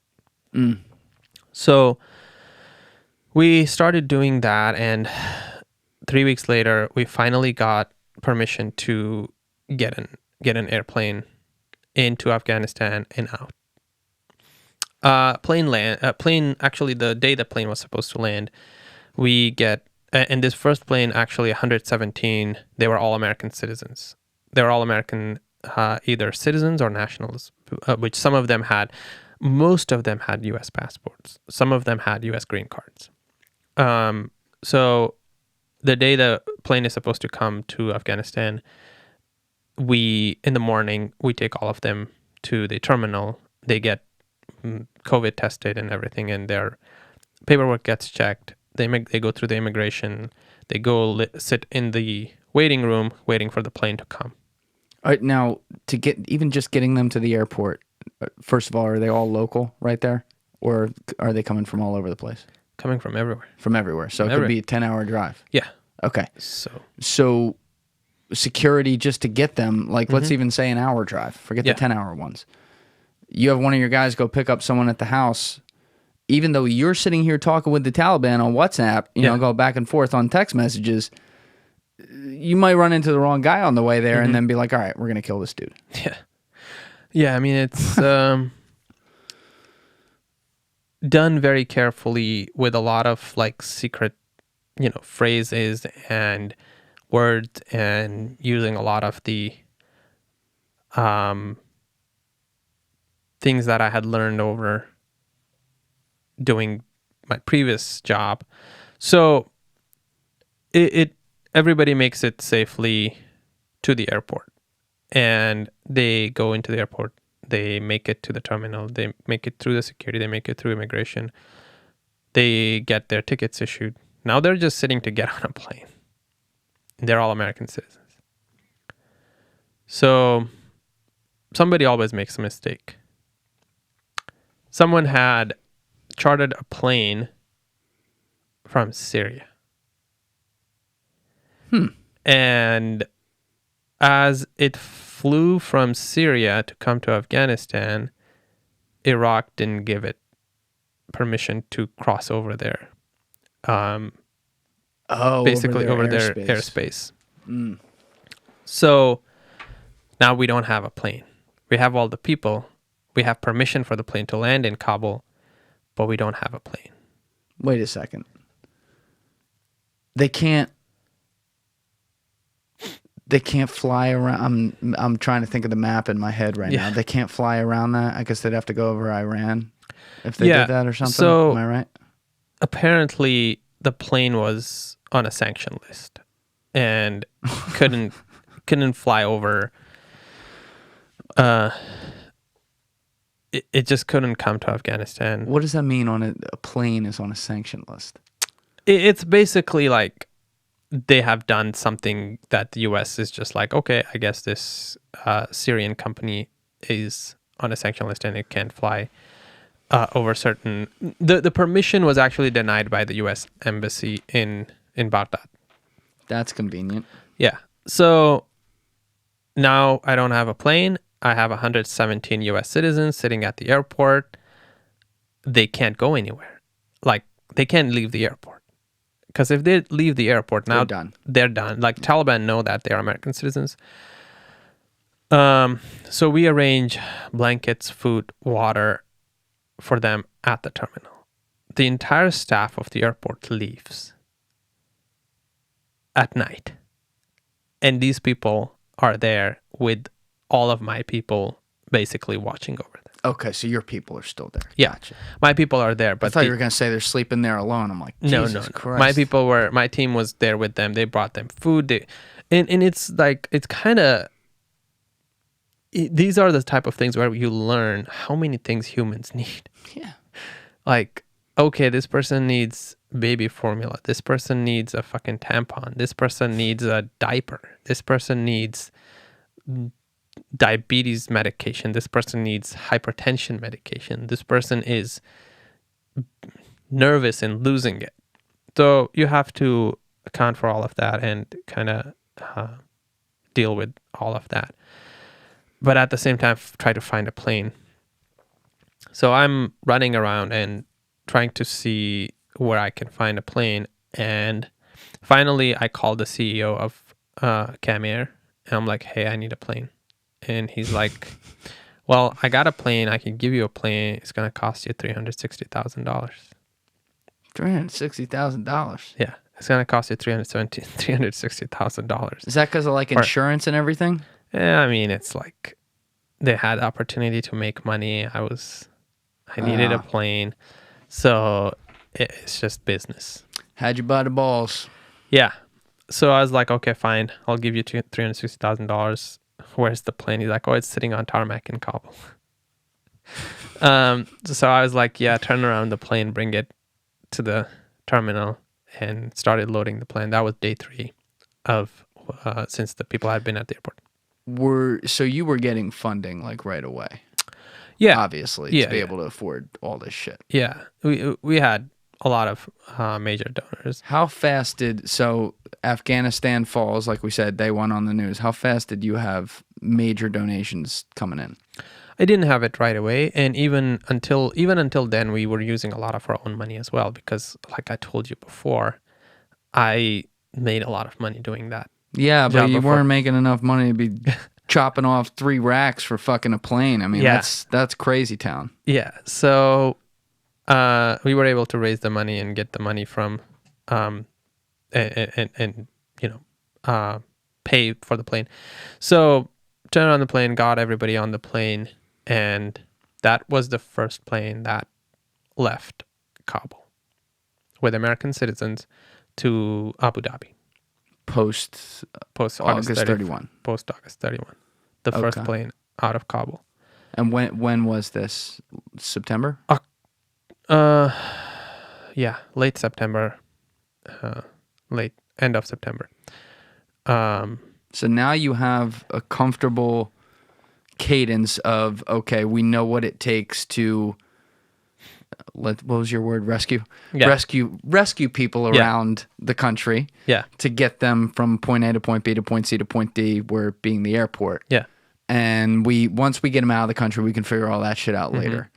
So now you go back to your list. You had gotten out 7,000 at the beginning. Yeah, but it's even more surprising what happens next. Well, please do tell. So it's American citizens. State Department sees that we did this. State Department comes back to us. They're like, can you do this again? It's like, yeah, of course.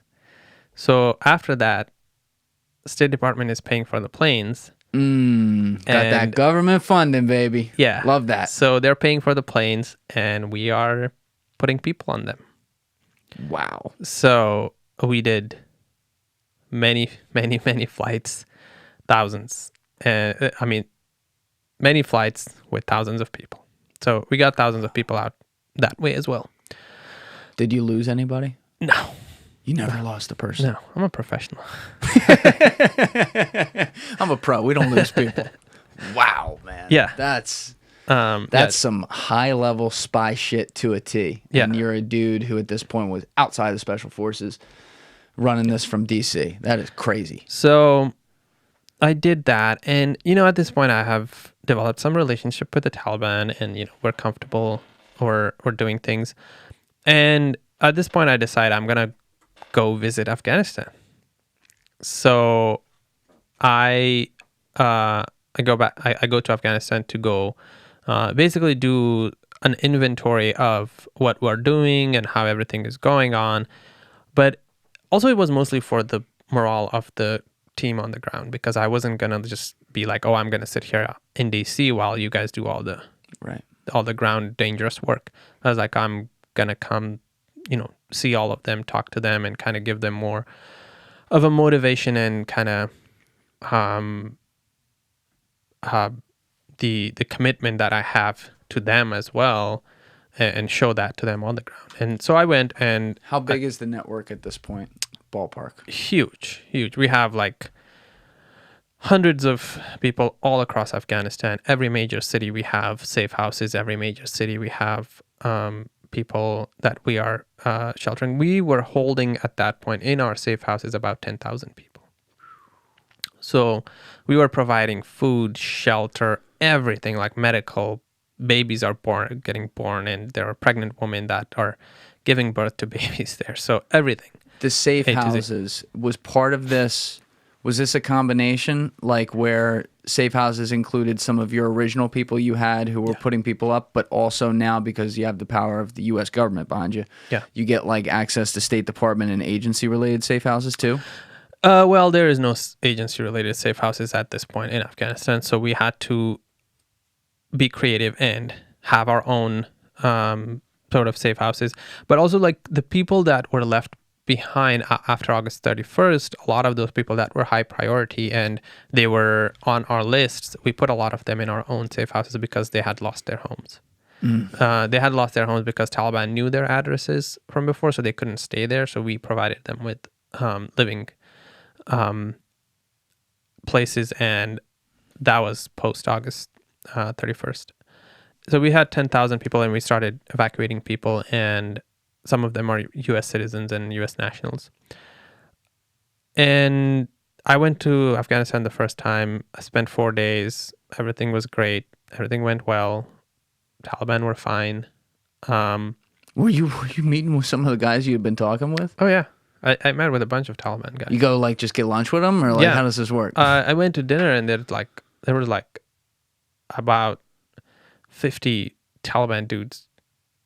We just grabbed food and talked, and basically they were like, oh yeah, we won, and we have nothing against America anymore, and we're done with fighting, and we're just gonna have. But I mean, that's like talking points, right? Yeah, I was gonna say it's talking points, and they're like, we're done fighting. We're gonna have a relationship with the U.S. where we don't want to fight anymore. And how do you want to have? Let me ask about that though. Like, how do you sit there and have a normal diplomatic conversation with these guys? I mean, and I don't blame you. I think a lot of people would say this. You got to hate them. Yeah, but I mean, the U.S. sat down and talked to them, right?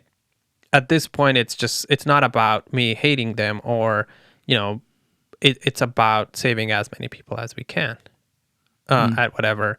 And, to go and sit with them, it's scary and difficult, but it's the purpose that you're sitting with them and talking to them is bigger than your own fear and your own reservations. So I don't present myself as being that I don't like them. I'm just like, oh, you guys won. It was a war. War is over. We're fair and square. It's a different era. We're all going to get along. But I mean, I have bigger plans and agendas and purpose here. It's amazing perspective, man. It's really impressive that you can do that. And you said there'd be like 50 guys in there? Yeah, there were about 50 guys, and we had like 5-6 lambs slaughtered and like made a big meal and just had a good old shindig. They slaughter it right there? Yeah. Nice. PETA loves that. Yeah, exactly. PETA won't do well in Afghanistan. I don't think Afghanistan's for them. I think that's a first world problem. Yeah. So that happens. I do great meetings. You know what's really surprising? In fact, like the Taliban guys that I was talking to at the time, they actually gave me like about 8 bodyguards, 2 vets, just be with me all the time and kind of like protect me. You trusted them? I mean, I didn't have a choice, but also like there was that trust built because initially I didn't trust them, but then we had done like 3-4 flights with them. I had, had food with them. If at any point they wanted to do any harm to me or to my people, they would have done it already. Did you ever develop some sort of rapport where you had a conversation about philosophy with any of them? Yeah, I mean, we had a lot of conversations, and they were basically like, we won, we're the victors, and now we are gonna forgive everybody. So they, in that sense, they kind of felt like they were the good guys, and they were the guys that had the What I mean, though, maybe I should have been more specific there. What I mean is, did you have any conversations around your views on society? And I mean, to put it broadly, like I guess their politics, if that's what you want to call it. Why they think that way. Yeah, the relationships that I built, most of the people that I did build relationships with were more the moderate Taliban. They're more moderate. Oh, so glad to hear that.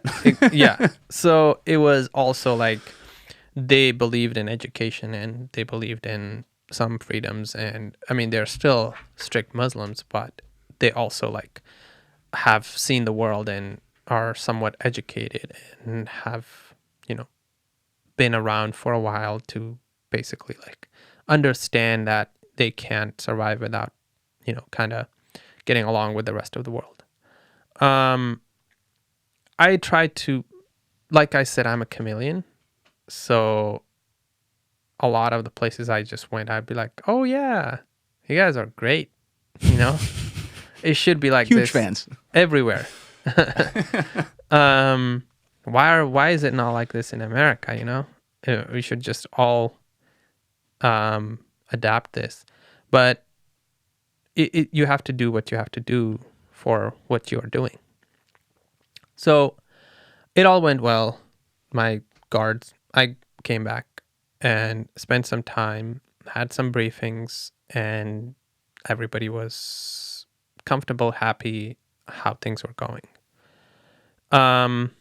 But one of the things that I saw during this trip was how horrible the situation of the people on the ground was, especially when it comes to humanitarian aid. People were hungry, it was cold, and just absolutely horrible. People didn't have anything to eat, and that was difficult for me to see. So I came back and decided I was going to do some more outreach and continue to advocate for the people and continue to kind of make sure that the world doesn't sort of, their attention span doesn't run out and Afghanistan is once again forgotten. I spent some time, did some briefings, made some plans, concrete plans, what we were going to do. So we basically made a plan that we were going to provide meals and food and like grocery, everything to about 5,000 families. So with that plan, I went back to Afghanistan. And what month are we in now? It's December. So I went back the second time in December, December 9th, and everything is well. We are giving, aid to everybody. We're giving food. We are on the street everywhere. We are giving them like groceries and you feel comfortable doing this? Do you once again have like some security from the Taliban? Yeah, I have bodyguards. I have everything. Okay. Everything is going well. So the first time I spent 4 days. This time I'm actually there for 9 days. December 18, So I've been there for almost 9 days now. So day 9 is when I have my flight back to the US. And that morning, the Taliban from the Directorate of Intelligence, which is sort of an entity within the government that operates outside the government. What does that mean? They're not answerable to the general Taliban hierarchy. They have sort of their own hierarchy, and they mostly collect intelligence. It's if you put CIA and FBI together into one entity, that's basically who they are. And they come and they're like, oh, we have some reports about you and we just want to ask you some questions. They're like, okay, no problem.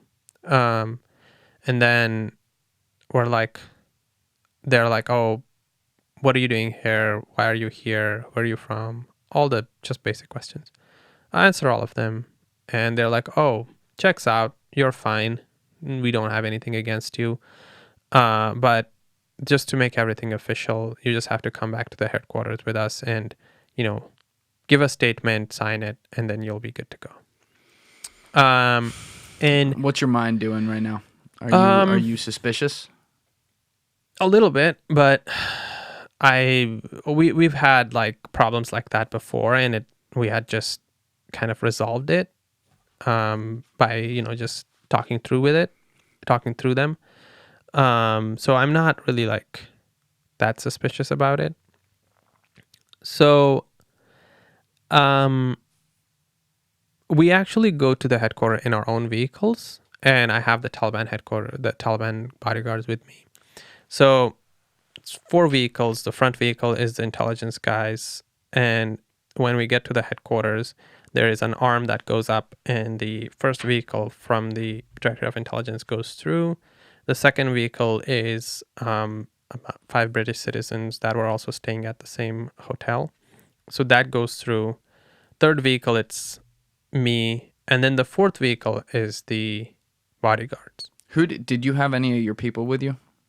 Yeah. I mean, I was in the vehicle that had some people with me. It's from your team. Yeah. So my brother is also with me in that vehicle. So as soon as the third vehicle we are in, it passes through the arm, they put the arm down. They don't let the guards in. And then the guards kind of get into a little...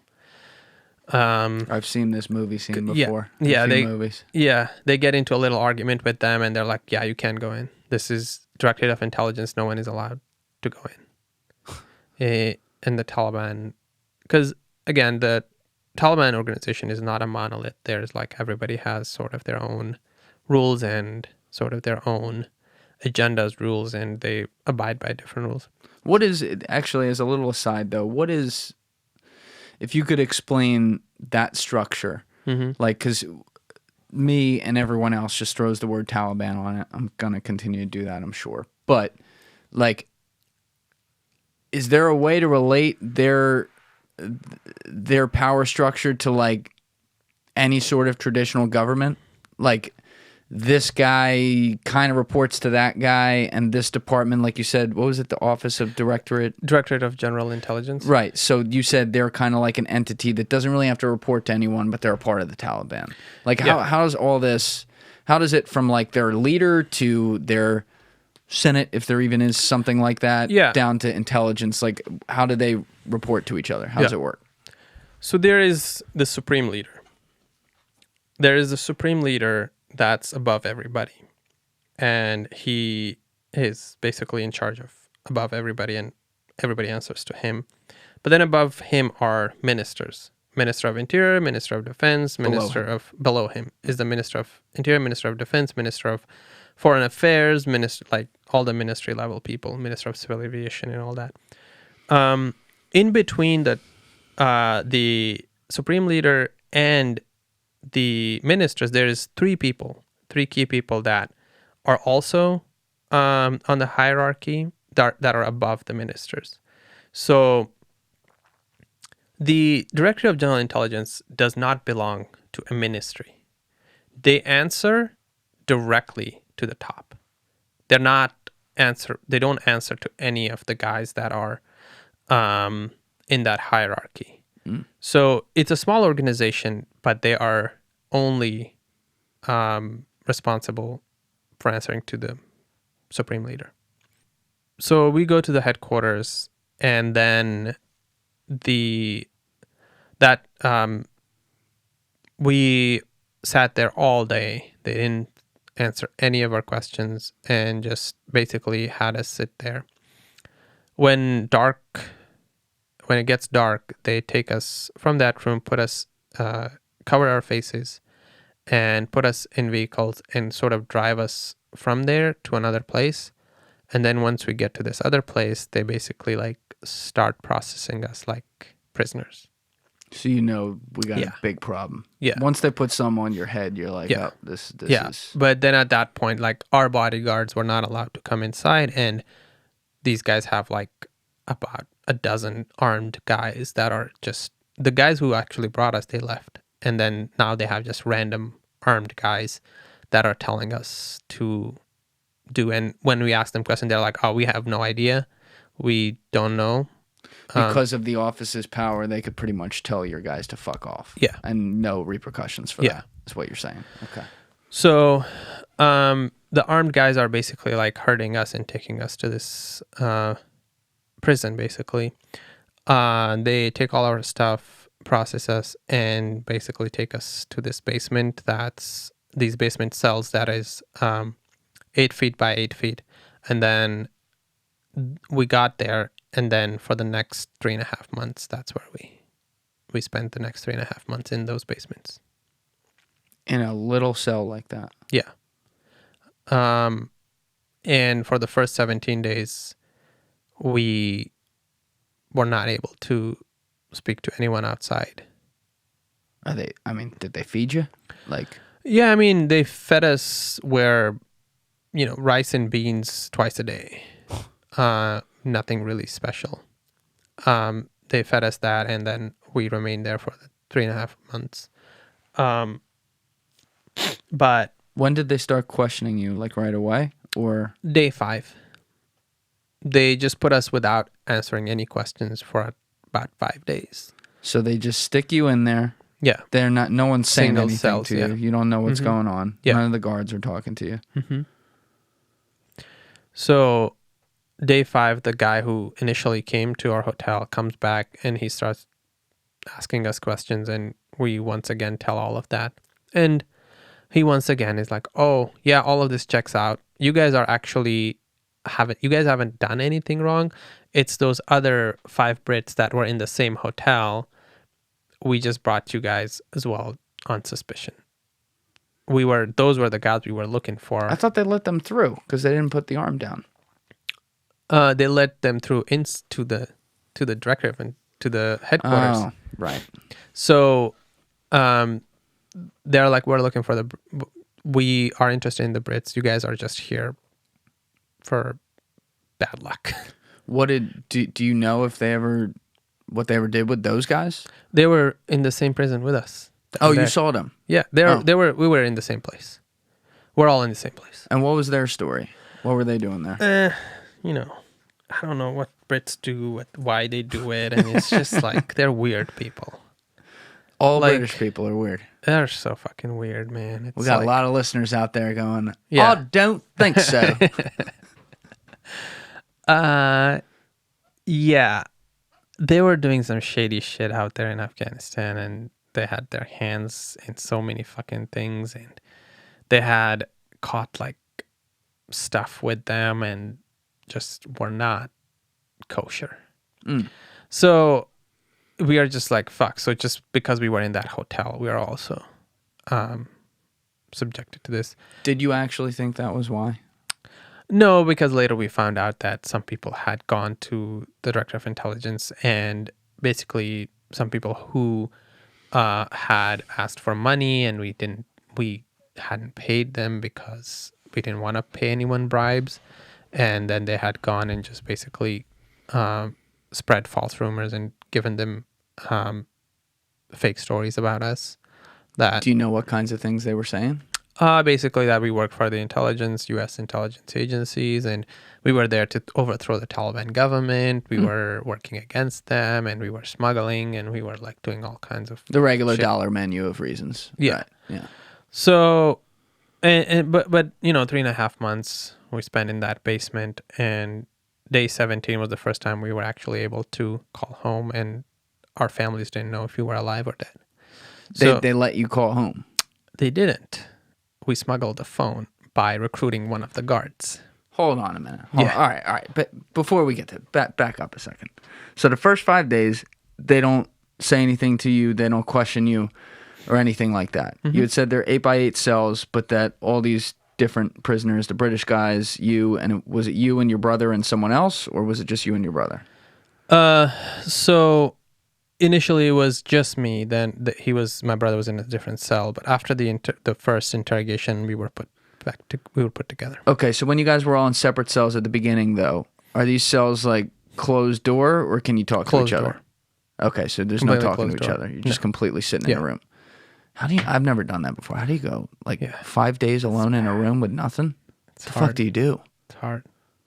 You think about all the decisions that you've made until that point in your life. But also, like I told you, like my life is not just, I'm not like somebody who's never been in a difficult situation or don't know how to deal with situations like that. Were you doing anything to calm your mind? Like trying to imagine yourself somewhere else? Like, Yeah. The vacations I'm going to go on when I come back to the US. you're still thinking about getting out. Good for you. Yeah. I don't know I'm if I'd like- be thinking that right there. Yeah. One of the things that I always thought about is like when I get back, I'm gonna go on a road trip. Well, you did that. Yeah. So that's good. Yeah. So. So 5 days like that. Uh-huh. Let's start with the questioning, though, before we get to the smuggling a phone thing. The questioning was not that like serious. It's just it's actually a fucking joke. It's just so simple. Like I was like, you guys, why are we even here? Like it just felt like a fucking joke. Now, do they do like good cop, bad cop? Yeah. Oh, they do. Yeah. Even at the Taliban. Yeah. It's like one of the guys like, oh yeah, if you just tell us everything, we will help you. And then some dude comes in like, tell us fucking everything. Yeah. And just because we were Americans and foreigners, they treated us better than everyone else. So they didn't really it was all a fucking show. Just trying to show to their, they knew that when I get out, I was going to come back and be talk about them.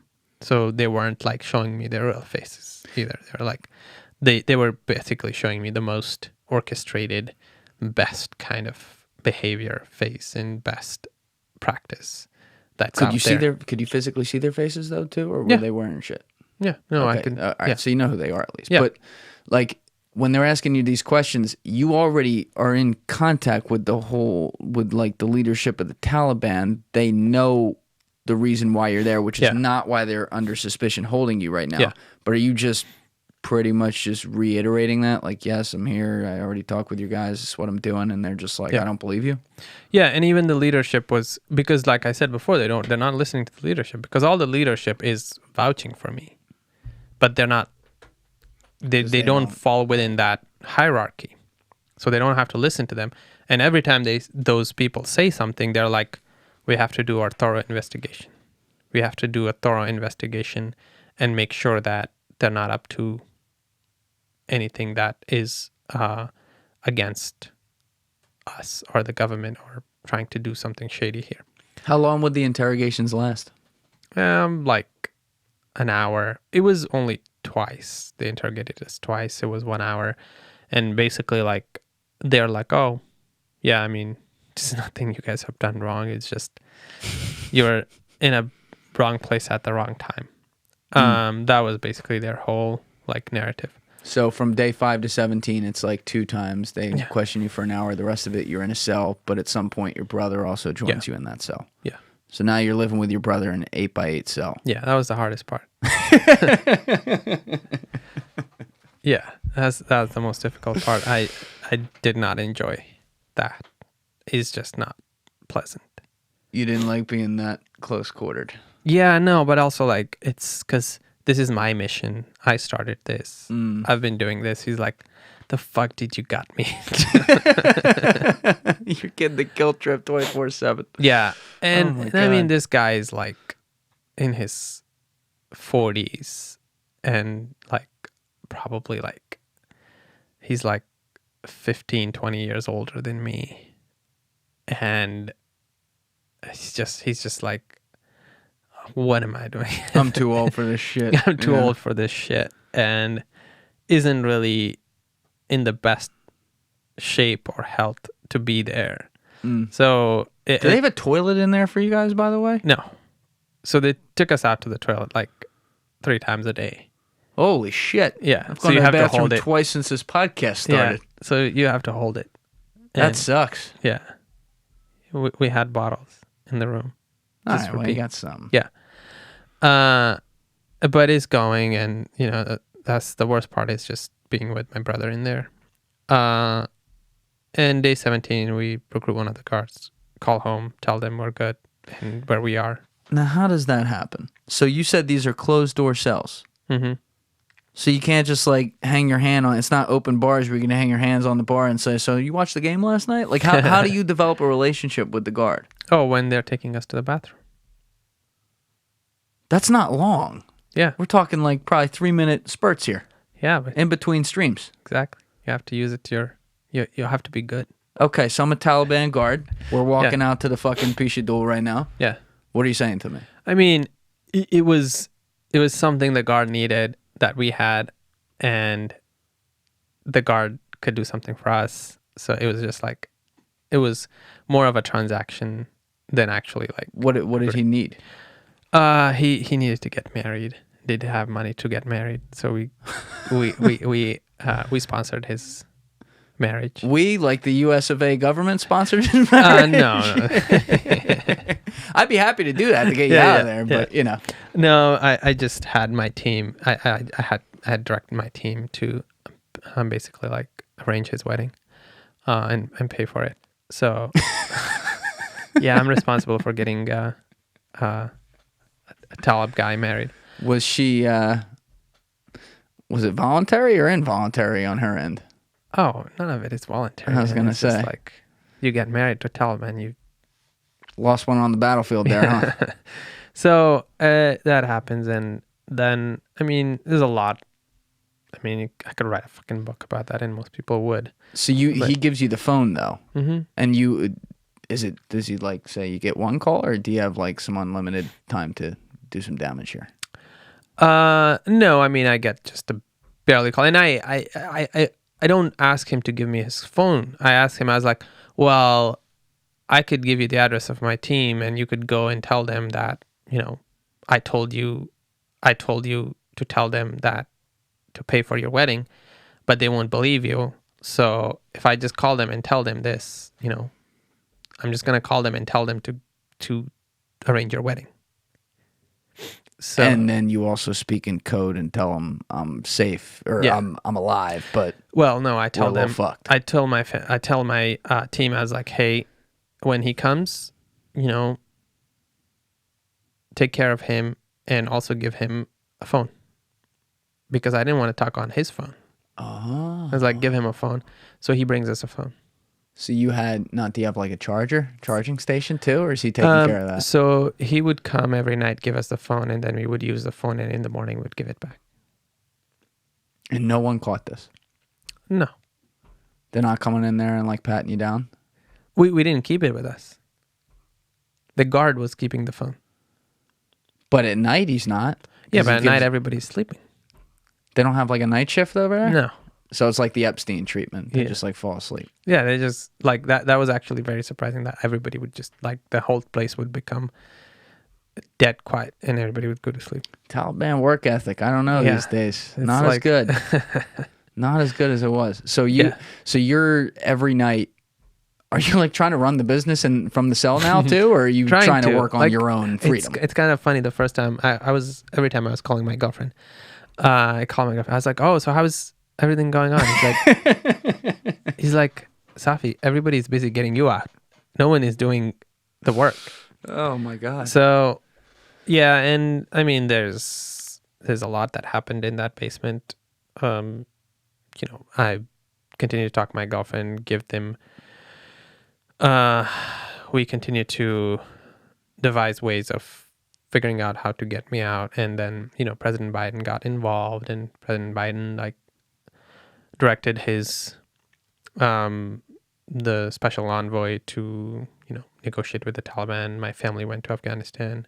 My dad, my mom, my sister, my sister-in-law, and my brother, they all went to Afghanistan to basically directly negotiate with the Taliban. Did the U.S. government provide them the ability to go there under protection? No. They just went there themselves. They just went themselves because, They took a flight to Afghanistan. They took a flight to Afghanistan and was like, we're going to go and fucking deal with the Taliban face to face right there. Now, at any point, but while all this is going on, does the interrogation turn to something else where they get physical or anything like that? No. You're just in the cell. I was tortured once, but that was because I got into a fight with them. Well, what the fuck happened there? It was about, I think, I went on a hunger strike. That's what happened. When did you go on a hunger strike? How many days in? So about 30 some day in, close to almost 40 day 40, I went on a hunger strike. But I don't actually exactly remember because we were not counting days. But it was late 30s and maybe day 40. Started a hunger strike day 8. They came down and they were like, "You're gonna break your hunger strike." And I was like, "No, I'm not." And then wait, I thought you said you started at day. I might have lost you there. I thought you said you started day 30 and then you just said day 8. So I started day 8. I was on my hunger strike. I hunger strike day 8. Day 8 of hunger strike. The 8th day of it. Got it. Yeah, 8th day of a hunger strike. So you didn't eat food for 8 days. Yeah, and then day 8 they are like, "You're gonna eat," and I was like, "No, I'm not." They're like, "No, you're gonna eat." And I was like, "No, I'm now, not." how was that experience? I mean, I'm sure it sucked, but had you ever done anything, challenge your body in any way without sustenance? Not like that. Not like that. I had not. What made you make? I mean, why did you think that was going to work too? I mean, it was one to pressure the Taliban. I was like, "Why am I here? If I haven't done anything wrong, get me the fuck out of here. If I have done something wrong, tell me what I've done wrong." And they couldn't tell me that. And when I went on hunger strike, some of their most senior leadership in that department came and were like, "You need to eat and you'll be released very soon. You're going to go home. You can't be hunger striking," because they were also afraid that if anything happened to me, I was important to the U.S. government. Now, hunger strike, does that include drinking water too? Yeah, I was drinking water. You were drinking water? For that one. Okay. For that one? For that one. There were multiple, huh? Yeah. So what do you, 8th day into a hunger strike, they obviously made you eat. Yeah. Well, they didn't make me eat. So that day, about when I said I'm not going to eat, about 13 of them came down and they were holding me down and they beat me up, and I was still not eating. They're beating you up and you're 8 days into a hunger strike. Yeah. Your body's got to be shot. Yeah, it's... Are you delusional? No. 8 days? Yeah. You were functional? Yeah, I was good. So... I was good. No problem. Yeah. 8 days, fuck it, I'll do 20. Yeah. So it was... And then the next day after the beating, they come back and the senior, the chief of the place comes down to us and they're like, sit down with us and it's like, anything you guys want, we'll give you anything you guys want. Any kind of food you want to eat, you want to go upstairs and just walk around, stretch your feet, go in the sun. We hadn't seen the sun for 70 days. You want to go see the sun, you want to anything you want to do, just break your hunger strike.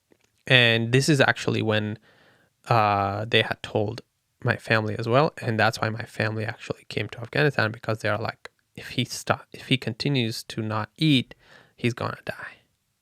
So that's how it works. Yeah. So they also came in. My dad also got on the phone with me, and they're like, "We're here. We're gonna get you out. Start eating. Start eating." So, but they beat the shit out of you before this. Yeah, because and they didn't break me. They were like, "This guy's not gonna break." So then savage. Yeah, then they're like, "We'll give you everything." So then I was like, I made a list. I was like, I want lamb. I had a list, like a 2-page long list, and I gave them, and they brought everything. They brought all of it. They brought all of it. It was like fruits and like sweets and cake and like everything I could think of, everything I wanted to eat, and I wrote that. And since so you got room service to this cell. Yeah, and since I hadn't eaten like for 8 days, I just wanted to everything. So they brought all that food, and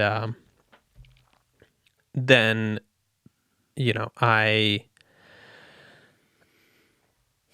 it started getting better after that. Like, we could ask for books, we could ask for food, we could go out.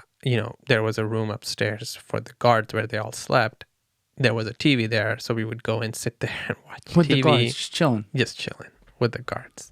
This is bizarre. Yeah, because we broke them. We broke the Taliban, basically. Like, they were like, we just need to make sure that these fuckers stay alive until they are out of here, because if anything happens, because one of their most, like, the top supreme leader basically called them and was like, if anything happens to these guys, you guys are fucked. So they really treated us like, royalty after that. But so you had spoken to your parents who told you to eat. Yeah.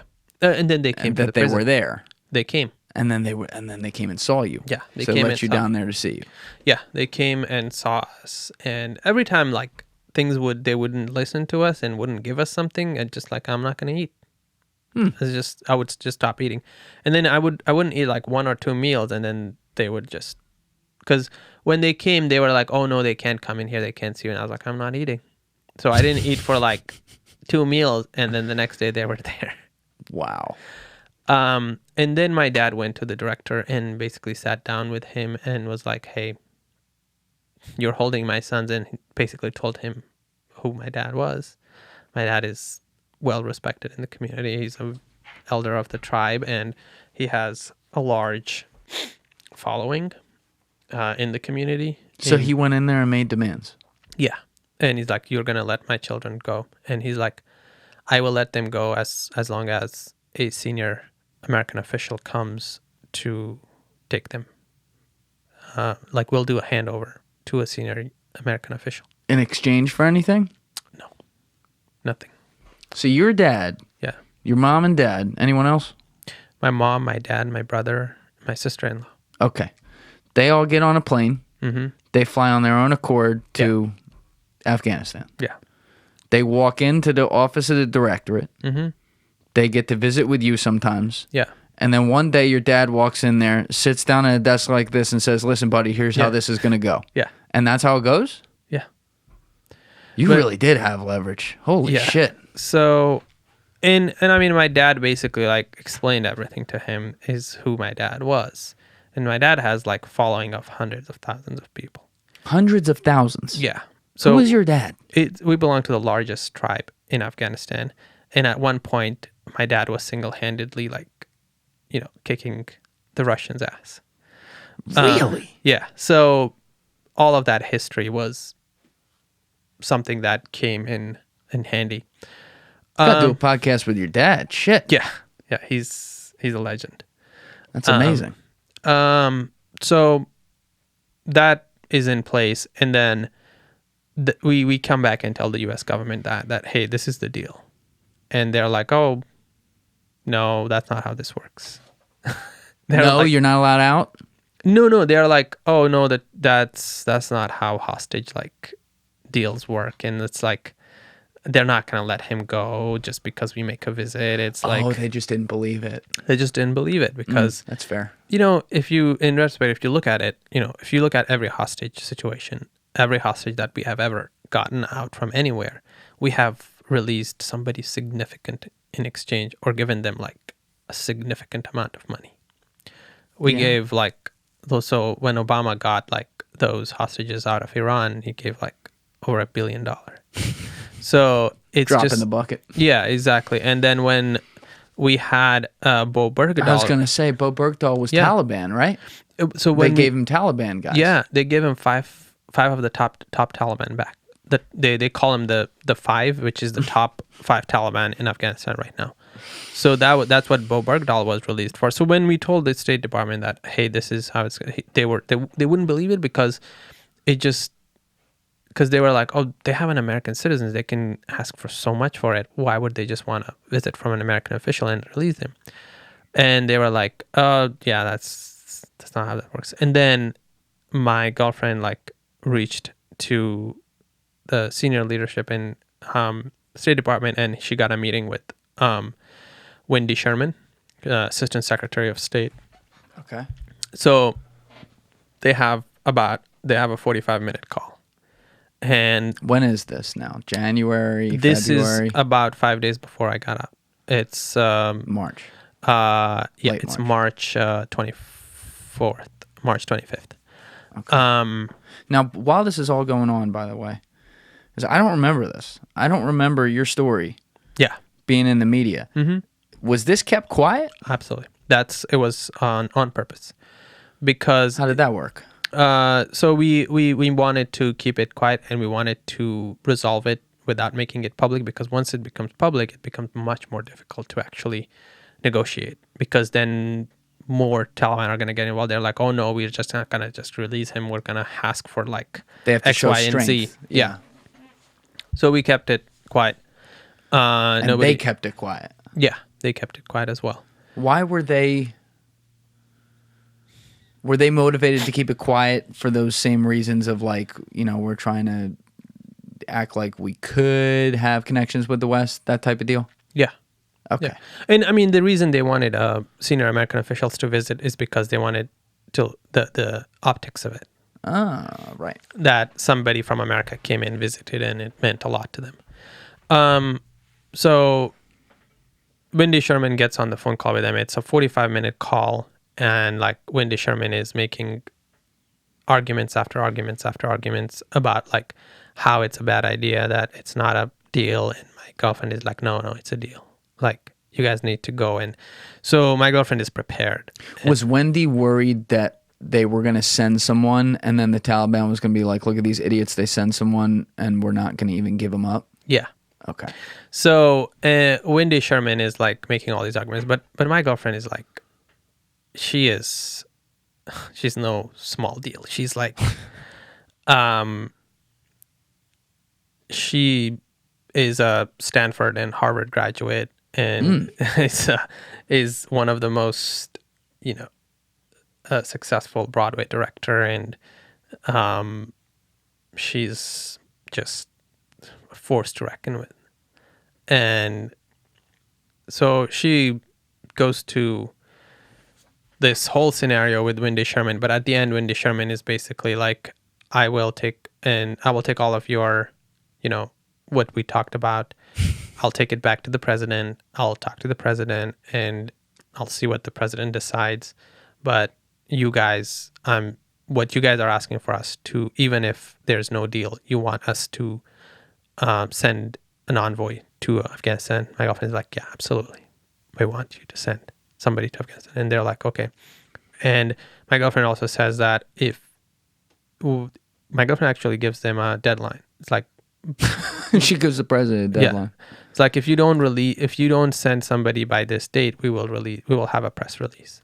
And she wrote a scathing press release and sent it to Wendy Sherman's inbox. It's like, this is what we're going to release. And the press release was that because of optics, President Biden lets American citizen die in Taliban prison. So that was the title of the press release. Oh my God. Of course, that never got released because... Oh, it did now. Yeah. So she went back to the president and they talked, and the president was like, he sent the plane. So, yeah, the president sent the plane with senior American officials on it. And Who was on it? I can't talk You about can't say that. Okay, Yeah. that's fair. But some serious people. Yeah, yeah. So they come and talk to the Taliban, and then I get back on that plane and I fly out to Doha, Qatar. Were you in your cell while they were talking with the Taliban, or were you a part of that conversation? Well, no, because the Taliban, the officials, American officials, didn't come to the prison. They went to the presidential palace to meet with the senior Taliban leadership. Oh, the place they were taking like the Instagram videos at when they took over? Yeah.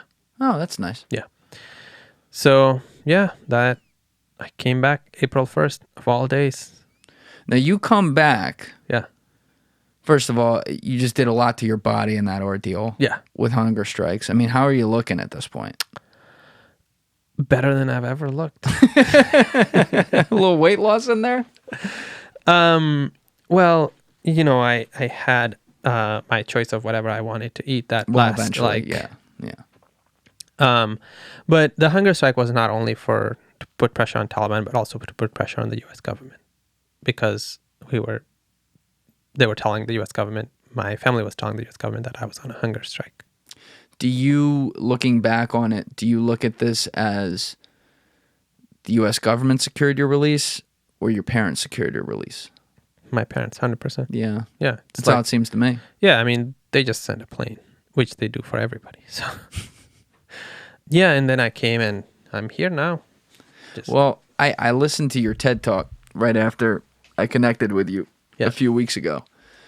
And I think at the beginning, you said everyone can find this on YouTube. I'll put the link down in the description. It's about 10, 11 minutes. It's great, by the way. But at the beginning, you said, I think it was 10 days ago, I was sitting in a cell in Afghanistan. Yeah. And now you're already giving a TED Talk. Yeah. So you get on the ground back in America on home soil, and you're immediately already going to work. Yeah. We're back in work. We're back fully doing everything we were doing. We have permission from the highest ranking Taliban, and we are able to do everything in country. We're doing all of the work that we were doing. We are doing so much more, and no one can say anything, because one thing that came from this whole ordeal is Taliban looked at everything we were doing, and they basically decided that we are above board and we can do all of those things. They're cool with this. They're cool with it. And basically because they, at the end, basically they realized that everything that the suspicions that they had, they were all false, and they felt bad. And now they're basically coming back around. They're like, you guys we're registered NGO in Afghanistan. We don't pay taxes. And we can do all operations in Afghanistan, humanitarian, evacuations, everything. It is so bizarre to me, though. Like, I'm just picturing this in my head, and I'm sure people at home are doing the same thing. It's bizarre to me that, like, you are doing this covert mission, right, where you are rescuing people out through all these cars and everything, and getting them from point A to safe house, all on their soil. You are telling them that you're doing it. Yeah. And yet you still have to do it that way covertly. And if you get caught, some of their people, who are them, may kill you. Yeah. And now, after 105 days being held hostage by them and let back out, you're right back on business. Yeah. I mean, this is psychologically, that's what you got to do. I mean, you can't just, I mean, I don't want to, like, it's not that it hasn't affected me. Every time I close my eyes, it's like, even last night, every time I fall asleep, it's like my dreams and it's always, sometimes I dream about like people just torturing me, or sometimes I am back in that prison. Sometimes, I'm around Taliban who are trying to arrest me or trying to like take me to prison, or like I have those nightmares and those demons. It doesn't affect me in my day-to-day life, but my sleep is not great. I'll bet. Yeah. So even last night, like I slept for like probably 2-3 hours, and every like 10-15 minutes I would wake up like shaking. But that's just life. from being a refugee to coming to the U.S. to being in the U.S. military to being with one of the most elite special operations unit to doing this work to being in Taliban prison to all of that. It's just part of life. And, you know, it happens and you just have to roll with the punches and you're going to fall. You have to get up and you just have to be resilient. You know, if the first time I fell and I stayed down there, I wouldn't be here today. I would be just in a much worse place. And every time you fall and you get up, you're going to end up in a better place. So it's just the resilience that I have is from so much of the experience I've had in my life. But it's also, you must have people who are loyal to you. You must have a team. You must build your tribe. You must build those people around you who are going to go to bat, who are going to be willing to die for you if the time comes. And you must be ready to do that in return for them, because it's not a one-way stream. That's right. So that's what it takes to have those people around you, have those commitments, and continue to do all the work despite all of the challenges.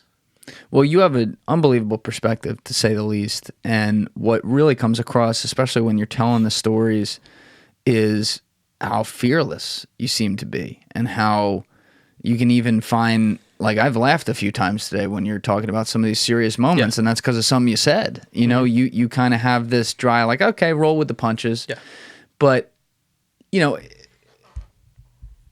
it's cool to hear you say, though, that you're still underneath it a human being. You know, you still, people, I don't think you could ever go through any of the shit you've gone through, to say nothing of this latest experience, and not have some sort of, you know, trigger to that, some sort of deep-rooted, you know, everyone has their fear of, like, the what if with something. And you know, I think your threshold for the what if just happens to be a lot higher than the average person. I mean, being courageous is not being afraid of things. Courageous is not that you're not afraid of anything. Courageous is courageous is when you are afraid, but despite that fear, you still do what is right. You are scared, but you're going to do it anyway because you believe in it, and that's your that's what you think is the right thing to do. And that's where it comes. That's the difference between being fearless and being courageous. You know, some people are fearless. They jump from, like, fucking buildings and go fight with a fucking lion or do shit like that. That's because, you know, they may not have fear of certain things, but being courageous is to do the right thing despite knowing the consequences, despite being scared. Like, it's even me going to the Taliban and talking to the Taliban, sitting with them, it didn't mean that I wasn't scared. It didn't mean that I didn't have fear. It didn't mean that, you know, I was always ready to be detained, be killed, or be, like, you know, done worse things to me. But at the same time, you know, what the end goal was, what that meant for me was worth it. That's a really powerful way to put it, man. I mean, and then you look at the actions you've taken in your life, you know, from, like we talked about, you being at a young age and having to understand realities that the average person never has to understand. And adapting that to kind of become, as a kid, you described it as a chameleon. I would describe it, even go a step further and say you essentially always had to be some level of spy, right? And so now you're channeling that, putting your life on hold, by the way, you know, putting medical school on hold to pay it back forward to not just, like, your fellow countrymen over there, but also to, you know, the people here who care about a lot of them, and the people who you've served with, and kind of continuing the mission that you did. It's just so cool to me that all the different tentacles of your life that are tying together in this project is amazing. But it's even more amazing that after this whole ordeal, you're operating business as usual, getting people out. Yeah, I mean, there's no other way.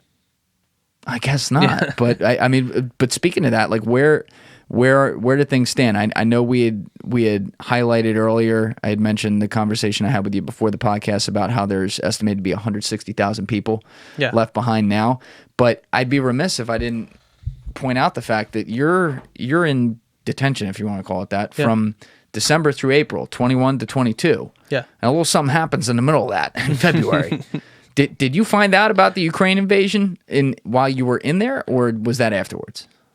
So actually, the Ukraine invasion was sort of a blessing in disguise for us as well. So that day, I was supposed to receive an award for. I was chosen to be the Washingtonian of the Year for 2021, and I was supposed to receive the award that day, and I was supposed to give a speech there and attend in person. But you were still in the cell. But I was still in the cell. So what my family and loved ones on this side had decided that they were going to go public with my detention that day. But the reason they didn't go public is because all of the news, basically everything was occupied by the Ukraine news. So they were like, even if we go public, it's not gonna catch any kind of news. So I think that was sort of a blessing in disguise. But at the same time, I didn't find out for a while. But then again, once we got access to that, the guard room, we were going there and watching news and stuff. So we kind of found out.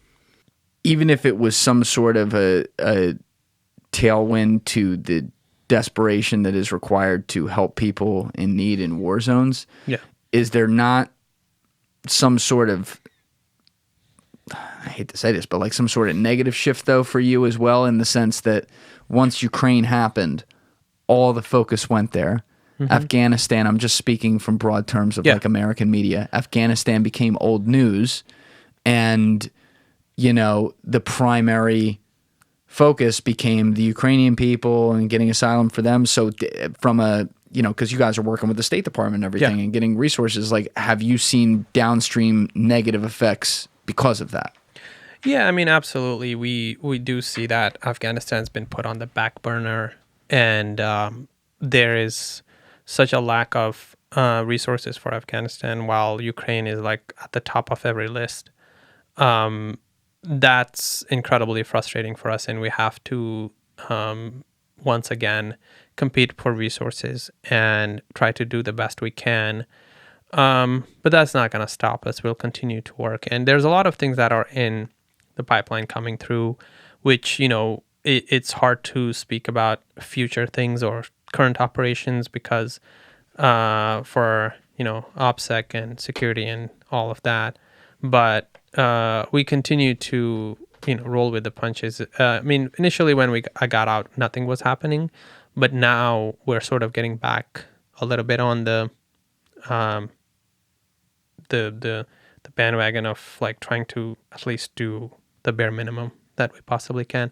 But of course, it's no secret that Ukraine really pushed the Afghanistan need and work to the back burner. And a lot of the people who were actually doing this work with us before, they all had moved on to work on Ukraine.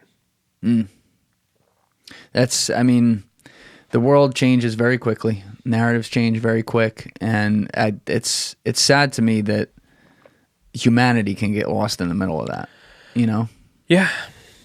That's, but it's our world. We have to keep doing the best we can and hope for the best.